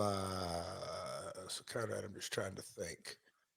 This is 2000, so I am 32 years old. Yep. So even though I'd been in the business 15 years at this time, I was still 32, understanding the dynamics of a corporate entity as opposed to a promotion like your dad. Or Vince running the show. There's just such unwritten rules when you have one boss. So those two guys coming back, I guess by default and naively, I thought, well, Eric's led him to the promised land, and Russo had a pretty good run of writing, and maybe if they combine forces, everybody will get on board, because what we're doing right now is terrible. How silly of thought processes is that 3.5? And that's why I say, my thinking at 32 years of age, as opposed to 55 years of age, is radically changed in so many ways. And when just because, I could really go down in a rabbit hole here, but I didn't, give you the short answer, I wasn't aware that there was going to be this much blowback. On the March 27th Nitro, Mark Madden and Tony Schiavone are not even calling the matches or hyping the angles. They're just talking about, hey, do you think Russo's going to be able to work with Bischoff? So we're getting maybe a little too inside. Neither of those guys actually appears on camera, but it's clear that this is where, we're headed. And this is a spring break Nitro where it's got you and Scott Steiner taking on Kurt Hennig and Buff Bagwell. Feels like everybody's heel in that match. Is this South Padre Island? Yep. Yeah. You work Thunder the next night, losing to Booker T by DQ, and then the company shuts down. I don't think a lot of people remember this, but I can't believe this is the call. But the call was made. Let's just not run the show in Worcester on April 3rd. Let's not run the show in Durham, New Hampshire on April 4th. And let's instead start fresh with new storylines on April 10th. But, oh, by the way, when we do that, we're going to be selling a pay-per-view 6 days later. What aired in place of us on that Monday and Thursday? Nothing? I have no idea. Yeah, okay. Go ahead. What are you being told? Hey, just don't come to TV. We're canceling those shows. Are you nervous about that? Oh, it was a bit of a confusion. That's why I was trying to think that. Wonder what, but I don't, regardless, we weren't there. There was going to be a reset. How do you message that? How do the people that tune in on that Monday go, oh, they're resetting, but nothing's on tonight? And that's why I was saying, I wonder what actually aired. Did they run crawls? Did they? Yeah, it was a history of Nitro, but I don't know what the contents were. I mean, it was still wrestling, but it was It wasn't new stuff. You know what I mean? Yeah. I maybe Shivani and others kind of pitched to segments, and it was a reset. So at the end of the day, I wanted to have as much hope and optimism. And I knew from working with Vince, but also at least observing, okay, there's going to be a plan put in place here. But I mean, here's the thing: like, if you're not showing new stuff, aren't you encouraging people to just change the channel further? I mean, I know Sure. having Tony Schiavone host basically a clip show and just show highlights of Nitro, like on the surface, I could see how people would think, okay, that's a good placeholder. But the reality is, it gets a 1.8. Yeah. And Raw destroys it with a 6.4.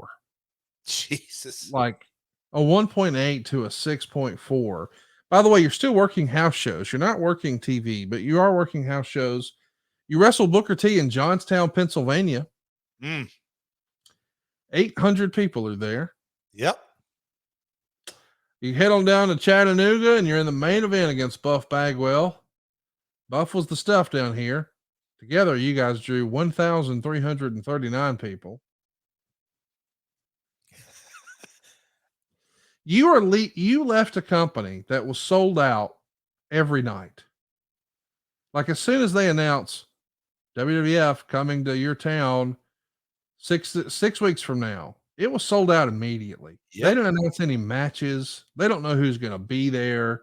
They just know, oh, the WWF's coming to town. It's sold. Now you find yourself in Pennsylvania working in front of a crowd the size of the ones you started with in Evansville in the territory days. Are you still delusionally optimistic here? Well, and let's go back on that a little bit. Do you think I had a couple of moments during these renting a car in Pittsburgh or Philly and driving over to Johnstown? Do you think I had a couple of moments like that damn Vince? It really wasn't Vince. I mean, Vince, like I knew my options were out. They weren't good at staying at WWF. I just knew from the culture and the negotiations and all that. But you have moments like going to the ring in Johnstown or going to the ring in Chattanooga or any of these house show runs, when you get to town and you see the marketing materials or hear a radio spot or whatever it may be, and then the actual card that's there, and Elliot Murnick or whoever's Gary Jester is running that, he comes up with the original card that was announced, and you just see Nash, Sting, Goldberg, and I don't know it's those, but nope, not here. Nope, not here. Nope, not here. All right, Buff, we're going to go tear the house down, pal. We are here. It was, yes, nights like this, Conrad, zero optimism. You just go, let's go out, give the people what the ones here deserve for us to go out and do the very best we can. And we did. But as far as a product or a brand, or in those days, I would call it, as far as the promotion goes, this place is upside down. And man, it needs somebody righting the ship bad. Well, listen, they came in and they tried to hit Control Alt Delete. They tried to reset. They tried to just start brand new. And it happens on this special edition of Nitro. It's the first episode of the Bischoff Russo era, and Meltzer says it has to be considered a major success. It's built around old versus new, with them being labeled New Blood against the Millionaires Club. When do you first hear about that? Are you hearing about that before the show, or do you find out day of, here's what we're doing? I think Vince called me and just kind of laid out, and Vince can sell when he wants to, just laid out the rough edges and the Millionaires Club versus the New Blood. And me and Eric were doing this. And, again, I don't want to call it just Memphis, but born and raised on, based on reality, create seeds that are absolute truth and let them kind of blossom, and you blur the lines. And that's what it was. It was at this point very clear that the inmates were running the asylum. Guys were showing up when and when they wanted to. And so I think the audience knew it. And so then how do we capitalize on this? And, the first TV and the reset. And again, I have showed up at Memphis TV for the first 7 years of my career. And my old man he had no problem telling Lance or Dave or him and Lawler be talking, guys, we got to make them forget about almost everything we did last week. And how do you do that? Go out and put on the damnedest show. That's the best way. We're not going to mention it. We're not going to bring it up. Whatever it may be, move ahead. And that was the mentality. And that's kind of what I thought was going to be implemented. Let's just forge ahead, and I don't want to say forget about it, but it's a new slate. They took off the week, and here's the new angle, dive in, because name value is there. Storyline wasn't. Here's the new story. Well, we do something interesting. We strip all the titles. We vacate all the titles, and we say that they'll all be decided this weekend at the pay-per-view. But at the end of the show, only one match is announced, and it's Jeff Jarrett versus DDP for the WCW title. And Meltzer would say, that's hardly a ticket seller. And the rest of the show was to be made clear at the Thunder taping the next day in Colorado Springs. And you're the first person to talk on this Nitro. You're calling yourself the chosen one, handpicked to be the next WCW world champion, the man most responsible for turning the WWF around. In fact, the man who was set to introduce Vince McMahon's greatest secret, Vince Russo. And then Russo walks out, and there's an instrumental version of Iron Man, and he is a full-fledged television character at this time. And he says that his goal is to beat McMahon in his own game, and he says he was taken down by political BS backstage. Russo coming out to Iron Man tickles me. I don't know why. but him coming out and just, I don't know, are we exposing the business a little too much? I know that sounds silly now, but politics backstage, and I don't know. Were you ever a fan of that? I mean, clearly you did some of it in TNA, but I wonder if it hadn't have been done here, would you have done it this way? You always try to go up to that line, but it was the audience couldn't absorb it. They weren't aware of all the backstage and the politics and the drama and all that. You know, the one thing on that graphic that just showed on our YouTube feed is that they had me and DDP in the matchup graphic, but they had me still with the NWO shirt on. I mean, that's like, let's don't go back there. Let's move forward. It's little things in the marketing department. No new green screens, no new images. Like, what are we selling here? It just bad, man. Just bad. And when you try to, I get it, you want to blur the lines, but the people didn't follow this story almost from word go because it got too inside baseball, as you say. Well, we know they're going to announce a tournament here, and it's going to be a 4-man field. And yeah, you're in a good spot. Allegedly, it's reported that Bret Hart, they wanted him to appear in the rafters. We know that didn't happen. Just to add context, this is not too terribly long after his brother Owen has passed away. I mean, less than a year.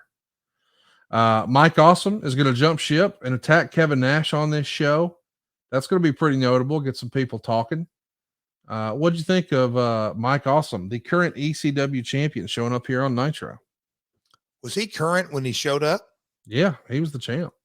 Wow. He hadn't dropped the belt yet. They didn't expect him to be there. Oh, okay. No, I mean, Mike's was super athletic. Again, shooting the angle to make things happen, and it's chapter 1 of this new story. So how do we create excitement? I don't say throw stuff against the wall, but you got to make stuff happen. You can't just give a 3-hour promo out there. Action with stories. You got to do diving off points.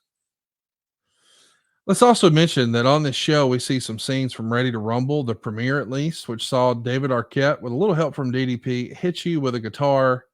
What do you remember of this premiere? Is this the first time you met Arquette? And was there ever any inclination of where that would all lead? No, I mean, that was, done out in Hollywood. Yeah, first time I met David, super nice, humble, very respectful, fan of the business. We did the angle at the premiere. And I knew that they're going to kind of try to integrate things in and out. Again, I was not around during the filming of it. but understood it was a major investment. There was a big machine behind it, but now here we are doing a brand new angle. How's this going to fit into the new blood? You know, it was a little disjointed to me. How are we going to shoehorn the movie premiere into this storyline? It felt a little off. Well, what else felt a little off is when you're out there wrestling your old pal Kurt Hennig, you go 4 minutes and 24 seconds when all of a sudden Sean Stasiak shows up and they say he used to be meat in the WWF. They say that on the show. And he does a move to Hennig that to this day, nobody knows what it was because it was totally screwed up. That's directly from the Observer. And he even compared it to a Shockmaster caliber debut. So unfortunate debut for Mr. Stasiak. You get the pin with the stroke. You're in the middle of all of it. My goodness. There's a match to determine who's going to face the chosen one. Russo's best friend in the company, JArrett, for the world title. And we're going to have Diamond Dallas Page, who is supposed to be Bischoff's best friend, beat Sting in 3 minutes and 42 seconds with a diamond cutter. So the idea here is we got two new bosses running the show. One is Eric Bischoff, and his best friend is Diamond Dallas Page, and the other is Vince Russo, and his best friend is JArrett. And there's a moment here where you're distracting Kimberly, and the ref is missing, and that allows Vampiro to turn on Sting. You hit Kimberly with a guitar. Page moves after the match, and there's a big pop that he's okay, and you're going to do an interview. DDP is going to run in to attack him. When the show's over, what'd you think? Were you thinking, hey, this is the shot in the arm we needed? We're going to sell some pay-per-views. This is the reset. Or, oh, Lord, more of the same. We finally did something that had a direction, but running a pay-per-view 6 days later, it was, and I didn't say it in these words back then, but it's like, how can anybody expect us to draw? I mean, this is like day one in a lot of ways and a building block. But I mean, we all I don't want to speak for others, but there was a general sense of, because Eric had so much success and, you know, the people that he was working with, I'm sure felt glad that he was back, you know, in his position of power. And Vince, you know, just coming in and then being sent home and then back, there was a sense of optimism without question that permeated throughout. Well, I'll tell you what, it works. You know, you guys did a 1.8 the prior week. You're back here and you do a 3.06. So it's a 3.58 first hour and a 2.64 second hour, a 4.6 share. Meanwhile, Raw does a 6.17 and a 9.4 share. It's hard to imagine anybody getting a 6, but there it is. But to go from a 1.8 to a 3.06, it's got to be quite the accomplishment, right? And there was some, without question, something was done right. That fan base was like, hey, let's, and I think Meltzer went into detail about, you know, but anyway, there was no hidden facts here. People wanted to see what the news stories were, which was super encouraging that you say, well, at least they're still there. So it's up to us. If that's our baseline, a 3, it's up to us to keep them and keep going from there. That's a pretty good jumping off point to go from a 1.8 to a 3. And okay, is that our baseline? Now we got to do what we need to do. The old powerful word momentum. And it's so powerful in this industry. You get the right momentum, it's so hard to slow down. You really got to screw it up, but it's so hard to get going. Well, you're trying to get going the next day on Thunder. You're doing a taping here, and Meltzer would write this. Now, at this point in the show live, they had a match with Sting against 3 Villanos, one of which was JArrett. However, in the production blunder of the year, they skipped that match and came back from the commercial, showing the replay of the finish where JArrett hit Sting with a guitar and Page saved Sting, so Sting won the match to get into the U.S. title tournament. They then showed the Sting match, complete with Russo back at ringside in the Sting costume. Sting had to pin all 3. What was really funny is seeing the 2 Villanos from Mexico and JArrett together, that JArrett was actually tiny next to the Mexican cruiserweights, who were considered too small to be taken seriously. Sting pinned both of them. JArrett then crashed the guitar on Sting and unmasked. Page ran in and hit JArrett with a diamond cutter, but Sting pinned him in 228. This probably would have been a good angle, except for the production screw up. My goodness. First of all, you want to respond to the charge that the Villanos are much bigger than you and you're tiny? Am I in one of those pictures? No, that's them three. I love you weren't sure if one was you. That makes me happy. I mean, No. I've never confused me to be tiny next to the Villanos, but Dave, he loves to get very descriptive. Yes. He might have got a little out of bounds, but Maybe a little. That's okay. That's okay, Uncle Dave. We'll give you a hall pass on this. But The production snafu, coming back from commercial and showing the spoiler. Okay, can you do me a favor? Yeah. Because I always get I'll just kind of give you the tidbit, but you do better impersonations than I do. Russo called me. He was beside himself. Has to be. Bro,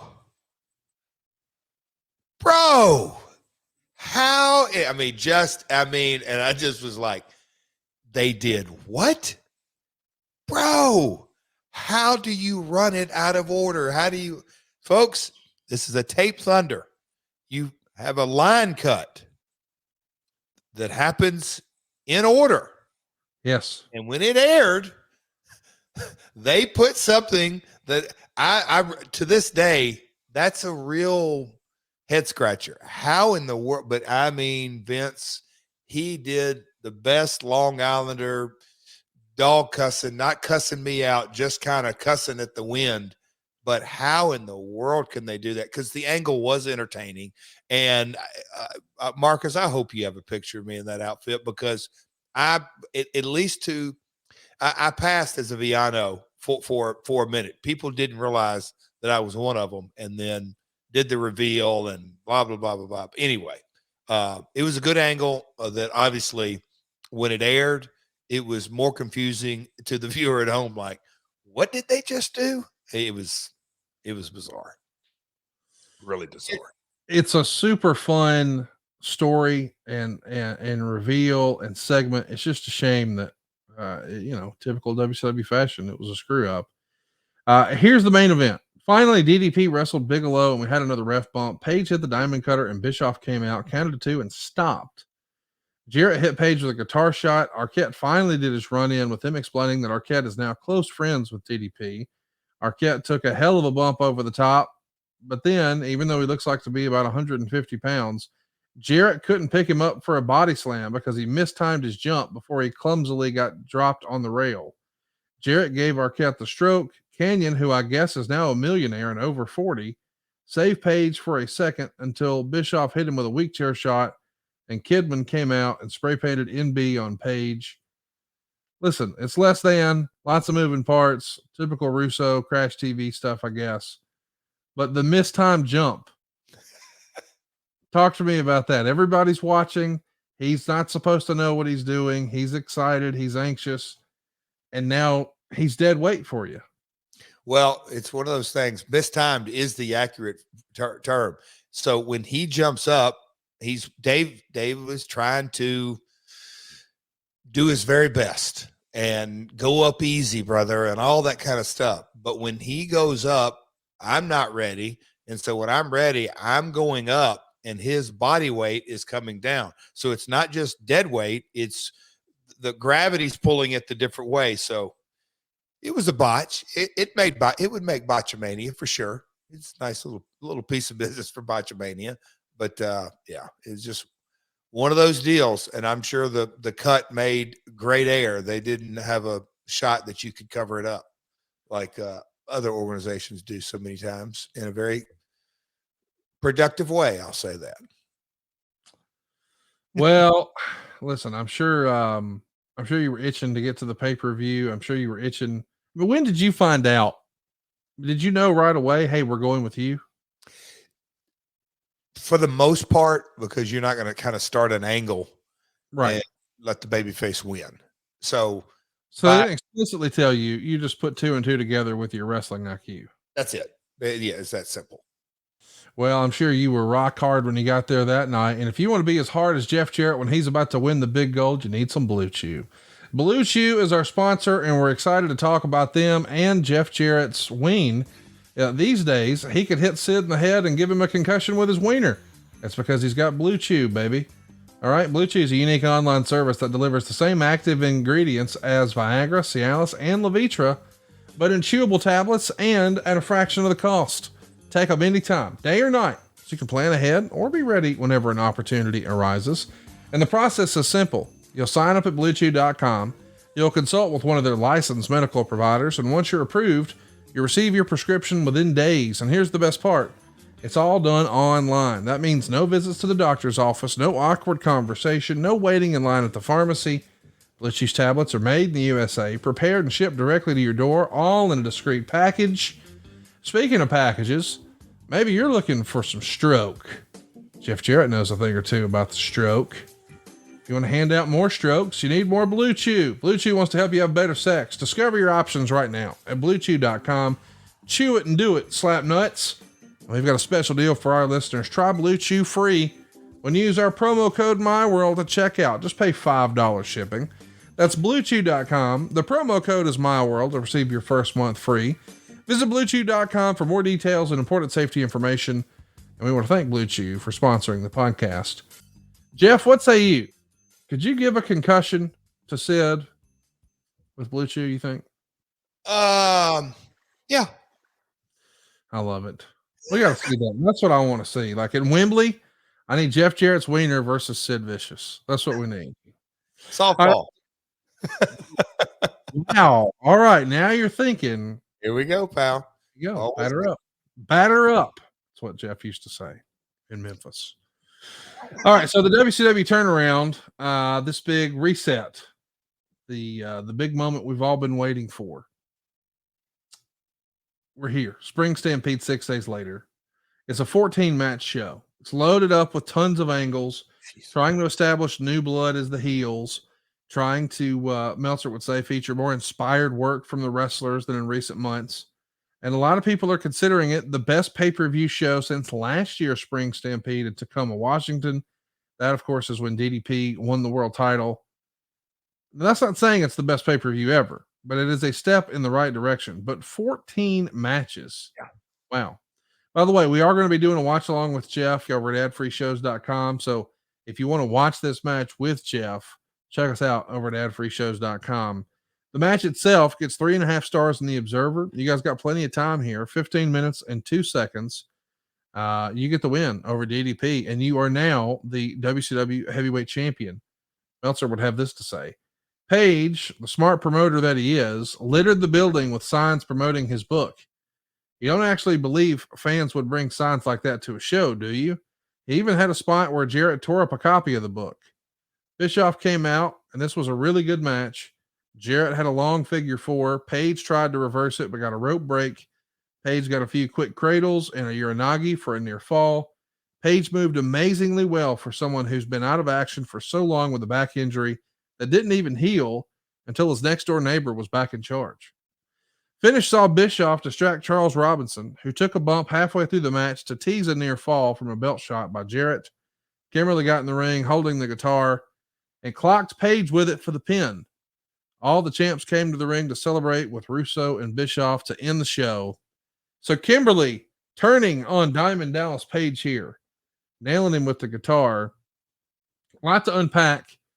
I love that Meltzer was not shy about his criticism of DDP here, saying, oh, his back was so bad it didn't start feeling better until his friend was in charge again. The book business, though. I know you and I love some shameless self-promotion. Does he ask you, bro, what if you rip the book up? Is that something you guys talk about ahead of time? And look, me and Dallas met each other in the late 80s in the AWA Super Clash 3 tapings. It's the first time we had crossed paths, but this was the first time that me and him were going to work together. And look, it goes without saying, Meltzer was diplomatically or not diplomatically, just the culture at WCW. People came to work when they wanted. Some were more obvious than others, but Dallas, he knew he had an opportunity here. And his friend Eric back at, he wanted to do himself right, Eric right, the company right, all that. But this is the first time I'd ever worked. And I guess there was, some good natured, hey man, get ready, brother.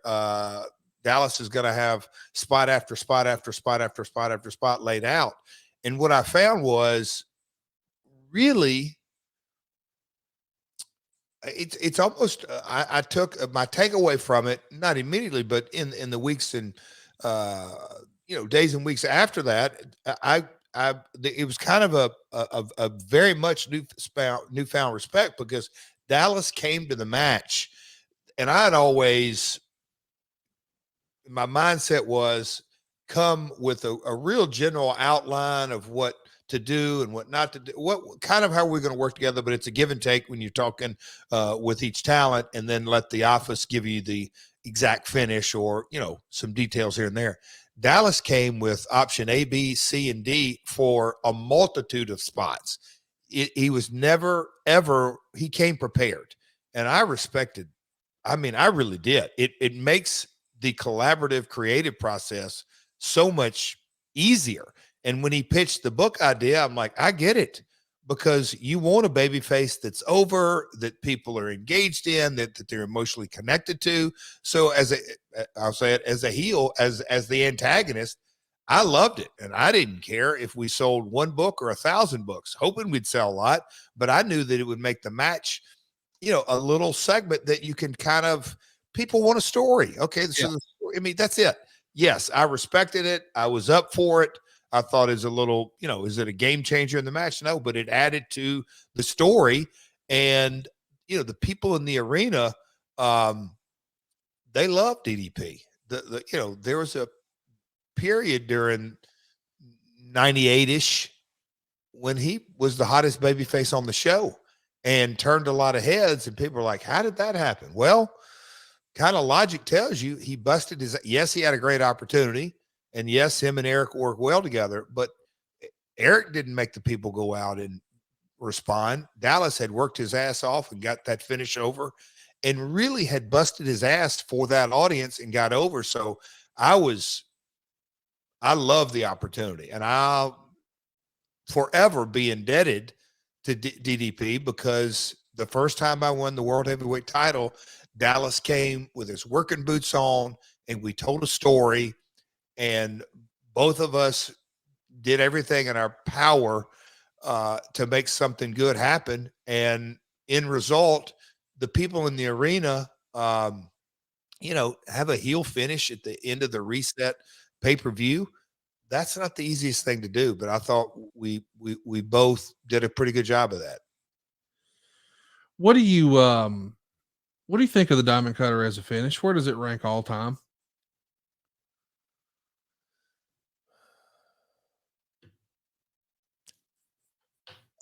It's a good one. I think it's top 5 is the reason I. Do you really? Yeah, because I think, you think about all the different iterations of it. The Stone Cold Stunner is a variation of it. Randy Orton's RKO is a variation of it. There's people use cutters, and I just think. So you're saying, okay, what Jake's DDT was in the 80s, DDP's Diamond Cutter was in the 90s.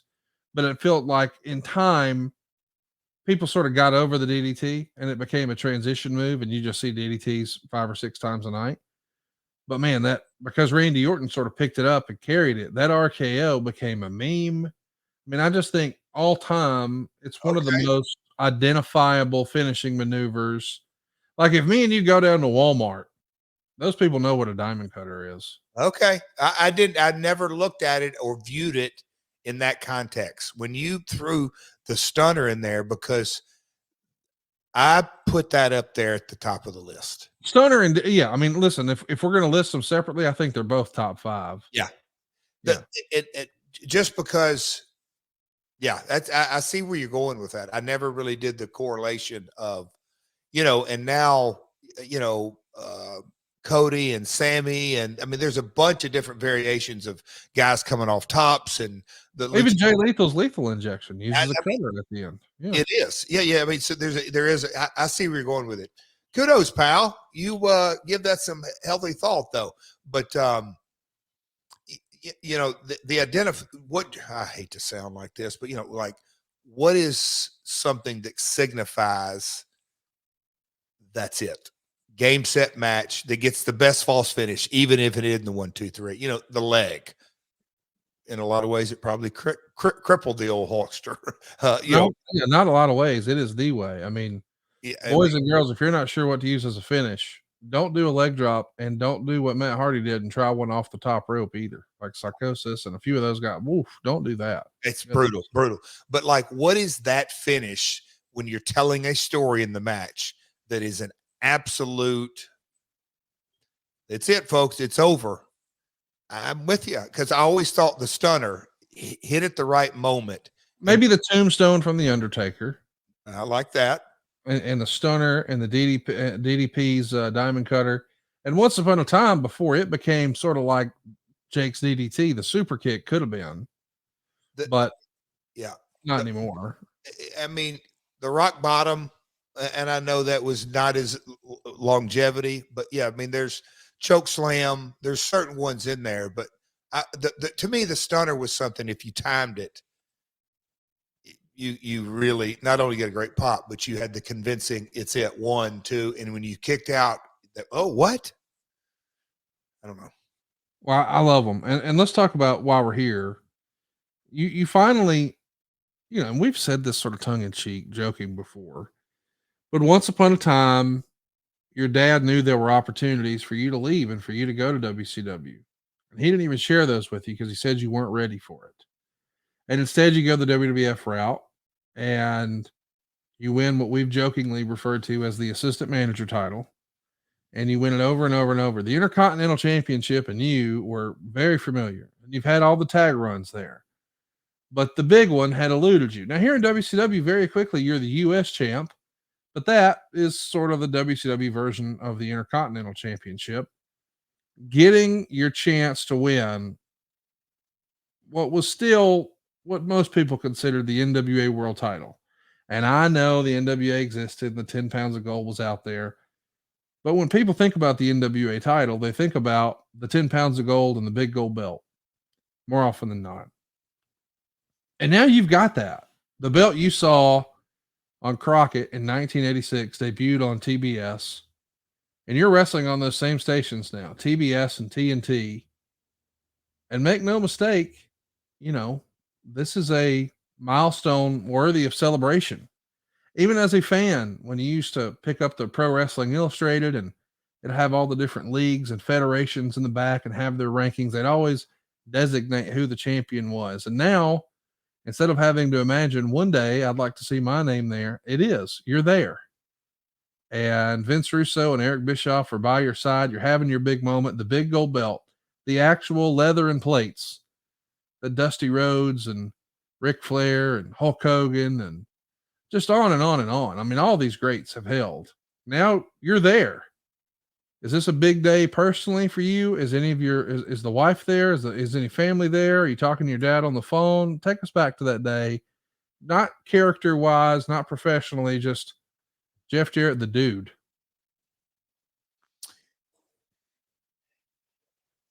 Stop and smell the roses was never an equation in my grandmother's mindset, in my dad's mindset, and certainly in mindset.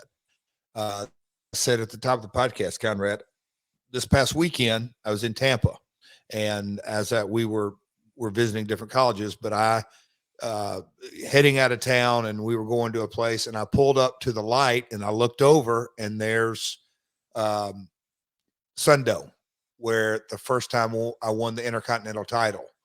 And in my mind, I went back to a couple of conversations that I've had with my dad over the last 3 or 3 years, 2 or 3 years, when we have lunches on Tuesday once a month and all that. And, you know, as reflecting all that, and you know, when everything went national, you know, in our territory, it was the Southern Heavyweight title that was the belt, Lawler and all that. So that was aspirational. But when everything went national, it was the world belt that Hogan and opponents fought over. but I'll call it the wrestler's belt, was the IC title. And it was Savage, and it was Brett, and it was Kurt Hennig, and we could name a few more in there. But winning that title for the first time was huge. And me and my dad kind of reflected on that, because that's kind of reaching a pinnacle in the biggest promotion in the world, and blah, blah, blah, blah, blah, everything that went with it was huge. And then segue over into the ups and downs. I go to WCW. I'm back in WWE, kind of climb that ladder, and politics and everything that we've covered on here a multitude of times, but got really red hot in the China angle and dropped the title. And that was a whole different set of circumstances. But on the way out, did good business, made good money. It was a success in spite of a lot of different challenging moments. And now we get over to WCW and the Russo situation, and then he's out, and the Bischoff situation and all that. But at the end of the day, just what you laid out as a young child watching the touring champion, and my dad's favorite before my time was Dory Funk Jr. and NWA title, and the Briscoes and the Funks, and then Harley and, Rick, and all that, just the lineage of that belt. And then the 83 weeks, we'll call it, is over. And this company is down, and the UK tour does of almost 40,000 tickets sold, and half the cards not there. Just all the political BS. And now it's, the back against the wall, and they're doing a reset. And no matter how you slice it and dice it, in the reset, the two highest ranking executives, Vince Russo and Eric Bischoff, decide to go with me. And so having that opportunity was huge, and winning the 10 pounds of gold with my entire 3 generations of history that goes with that, I'm much more proud of it today than I was in April of 2000. Because yes, we can go TNA LOL or WCW LOL or the pea shooter and all those kind of stories. And that's all great. We have a blast with it. But the reality is, I got into the business, and I'd be lying to you and anybody else if I didn't dream of, I want to be the world champion one day. I literally want to be the world champion. MJF is doing it right now. He got into business. I wanted to be the world champion, and to put the big gold belt, and you named all those prior champions, around my waist. It was a pinnacle that I thought was a complete dream in my head, but the dream became a reality. And in spite of all the mess and the funk, but at the end of the day, the little boy from Hendersonville, Tennessee, was sitting on top, at least for the day. I love it, man. Listen, we got to at least talk about it. What was Jill into this at all? No. Okay. And that was, it was, again, and I'm not pointing fingers at her or my dad or my grandmother, but I'll just start with my grandmother. That whole mindset of don't bring your, not just me, the mindset in the territory days was don't bring your wife, don't bring your girlfriend, and certainly don't bring your kids around if you're this baby face. You got to create the illusion that you're attainable. That was the mindset, and it was carried on. And so when I broke into the business in 86, I had a home life and I had a work life, and it was just completely separate. And those years went along, and we were still under that mindset. So like I said, did I stop and smell the roses in 2000? Not at all. It was Jeff packing his bags, and I'm going off to work. And when I come back, nothing in my personal life has changed. My work life, yes. My personal life, again, I kind of go into, and I don't want to get into the sobriety and disease of addiction and everything that goes with that. But, wearing a mask, I wore personal life mask at home and work life on the road, and they were two separate things. You asked that question. I just want to make sure that I was clear that that was the culture that I lived in. Let's do some questions. Major wants to know, did Jeff have any input on his Chosen One theme song? Yes. Oh, Jimmy Hart. That was, as you can tell, it's a mashup. It's got a vibe of Kid Rock's Cowboy. So, the top of it, I knew that the way it starts, without without the audio hook, I knew I wanted to put something up there. And Daryl Marshall, who is with AEW now, he was a part. There was a couple of us part of it, but we talked shop about it and added that hook at the top. But Jimmy Hart and company, and that was the mashup. I got to ask Brendan's question. He's talking about the New Blood and Millionaires Club angle. Did TNA Creative see the Main Event Mafia as a way to reboot this angle and learn from the mistakes of WCW? I saw that question. And when I think about Bullet Club, NWO, Main Event Mafia, New Blood, the first family of wrestling in Memphis, we could come up with so many different iterations. They all got somewhat of a thread that an evil empire is taking over justice. There's a similarity. It's similar in many, many ways, but not exactly. Well, next week, we're going to be talking about TNA in 2003. The build is on for Raven versus Jeff Jarrett in TNA for the NWA World Heavyweight title. A big push for the Amazing Red will begin. We've got some new ECW wrestlers debuting. There's going to be a Clockwork Orange House of Fun match. We got Bart Gunn debuting. Dusty Rhodes in a ladder match. Yes. Dusty Rhodes in a ladder match. That you didn't hear me wrong there. Dusty Rhodes in a ladder match. We're talking about it next week. New Jack's here. There's more heat to discuss with Vince Russo. A lot of fun stuff happening next week here on the program. In the meantime, how about watching this historic moment? The first time Jeff became a world champ. We're doing it live over at adfreeshows.com. You don't want to miss it. By the way, we've also got a free trial. Try it on us. More than a dozen of your favorite wrestling podcasts, early and ad-free. Hey, how early? You can even be a part of our live studio audience. It starts at just $9 a month. Get yourself a free trial right now at adfreeshows.com. By the way, if your business targets men 25 to 54 years old, no better place to advertise than right here with us on My World. You've heard us do some of the same ads for the same companies year after year. Why is that?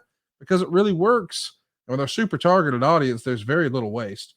Go right now to advertisewithjarrett.com. That's advertisewithjarrett.com. In the meantime, love to have you subscribe to our YouTube. MyWorldOnYouTube.com is where you can keep up. If you've got questions for Jeff or myself, find us on Twitter, Instagram, and Facebook at MyWorldPod, and get all the swag you've seen advertised here on the program today out of our box of gimmicks over at boxofgimmicks.com, including the Last Outlaw t-shirt. Jeff, I don't know what I expected today, but I'm glad we got to celebrate your big day when you finally became the world champ. I got to hold the big old bell. It was a good walk down memory lane. And, but look, the takeaway that we're both, certainly me, 20 years removed from it, is have you done, and I know you have, but God, that's what I'm saying. For me, this podcast today, this era of the numbers from 99 to 2000, the bottom fell out quick, didn't it, Conrad? It did. That I guess that's what jumped off the page. And why did the bottom fall out? It was to me the accumulation of lack of the buck stopping with one guy. It's just like, because I don't think it's any one decision. Finger Poke of Doom and this and Time Warner and the merger. I do think it's all collectively, but does anything jump off the page that why it happened so quick? Well, listen, there's a lot. I mean, those wheels are in motion before you ever came over. You said it clearly earlier when you said momentum's such a difficult thing to get. It's almost impossible to get, but when you got it, it almost feels like you can do no wrong. That certainly happened with WCW, and it felt like, well, we'll just do more of what we did last week. And what really got them hot, what really pushed it was innovation. And I think if you go back and you can take a look, WCW quit innovating. Okay. You know, we weren't pulling in the luchas anymore. We weren't going live every week. I mean, we were, but there was a sameness to it. Like Nitro was new. The cruiserweight division was new. The NWO was new. What was really new in 98? Goldberg, so it works. But what was new in 99? What was new in 2000? Nope. I mean, well, yes, there is stuff, but okay, well, we have a movie now. Well, nobody cares. And I don't know. We lost our way a little bit. We'll beat it up, I'm sure, a lot in the future. Today was about how in the world you became world champ the first time, the chosen one. Yes. We're going to talk about it next week when we talk about you battling for the NWA title with Raven and Dusty Rhodes in a ladder match. Brother. And one last thing. I know we're wrapping up here. Conrad, you're really not an NBA fan, are you? I enjoyed I watch the playoffs. Yeah. Let's think about it over a week. And hey, we'd love to hear you on Twitter and Instagram. Fill up our timelines. If there's a way for us to have a little tournament out of it goes all the way through June. So there's something there we can have a little banner with, and maybe even have the Buffoon Abyss do maybe a guest pick spot. I mean, maybe there's a clipboard Joey in the NBA that he's high on. Like he's going to say, hey, I don't know. I mean, his favorite player may be Larry Bird. Does he even catch? I don't know. We'll have fun with it. But hey, before I let you go, have you seen Air in theaters yet? Oh, can you believe Karen goes, hey, do you want to go see that? I said, would you go? Have you seen it? Yeah, I saw it the day it came out. What'd you think? Listen, I went into it thinking it would be the greatest movie of all time. I'd hyped myself up. Expectations. Yes, I had very unrealistic expectations. My wife did not. My wife loved it and can't stop raving about it and tells everybody how great it was. I thought it was pretty good. But I went in because I thought it would be the greatest thing I'd ever seen. Like I love the cast. I love the story. So I went in thinking it was going to be my new favorite movie of all time. And it's good, but it's not the greatest movie of all time. Expectations will bite you in the butt every time, pal. What'd you think? I hadn't seen it. What the hell? What's going on with you? She also wants. Have you ever watched The Sopranos? Have you ever heard of that? Jeff, we'll see y'all next week right here on My World. Love you, Connie. Peace. NMLS number 65084, equal housing lender. Woo! Tax season is here, which means you've received or are expecting that tax refund any day now, and you're thinking about what to spend it on. How about a new home? With SaveWithConrad.com, we're helping renters become homeowners every single day, and it's more affordable than you think. You don't need perfect credit. You don't need a huge down payment. In fact, you may not need a down payment at all. At SaveWithConrad.com, we take the stress out of the home buying process. We'll determine your buying power. We'll even help you find a realtor. And unlike the banks, we don't say no. We say not yet, but here's how. So if you're not ready right now, we'll get you on a plan to be ready. Stop throwing your money away, paying someone else's mortgage with your rent, and start the path towards owning your own home today at SaveWithConrad.com.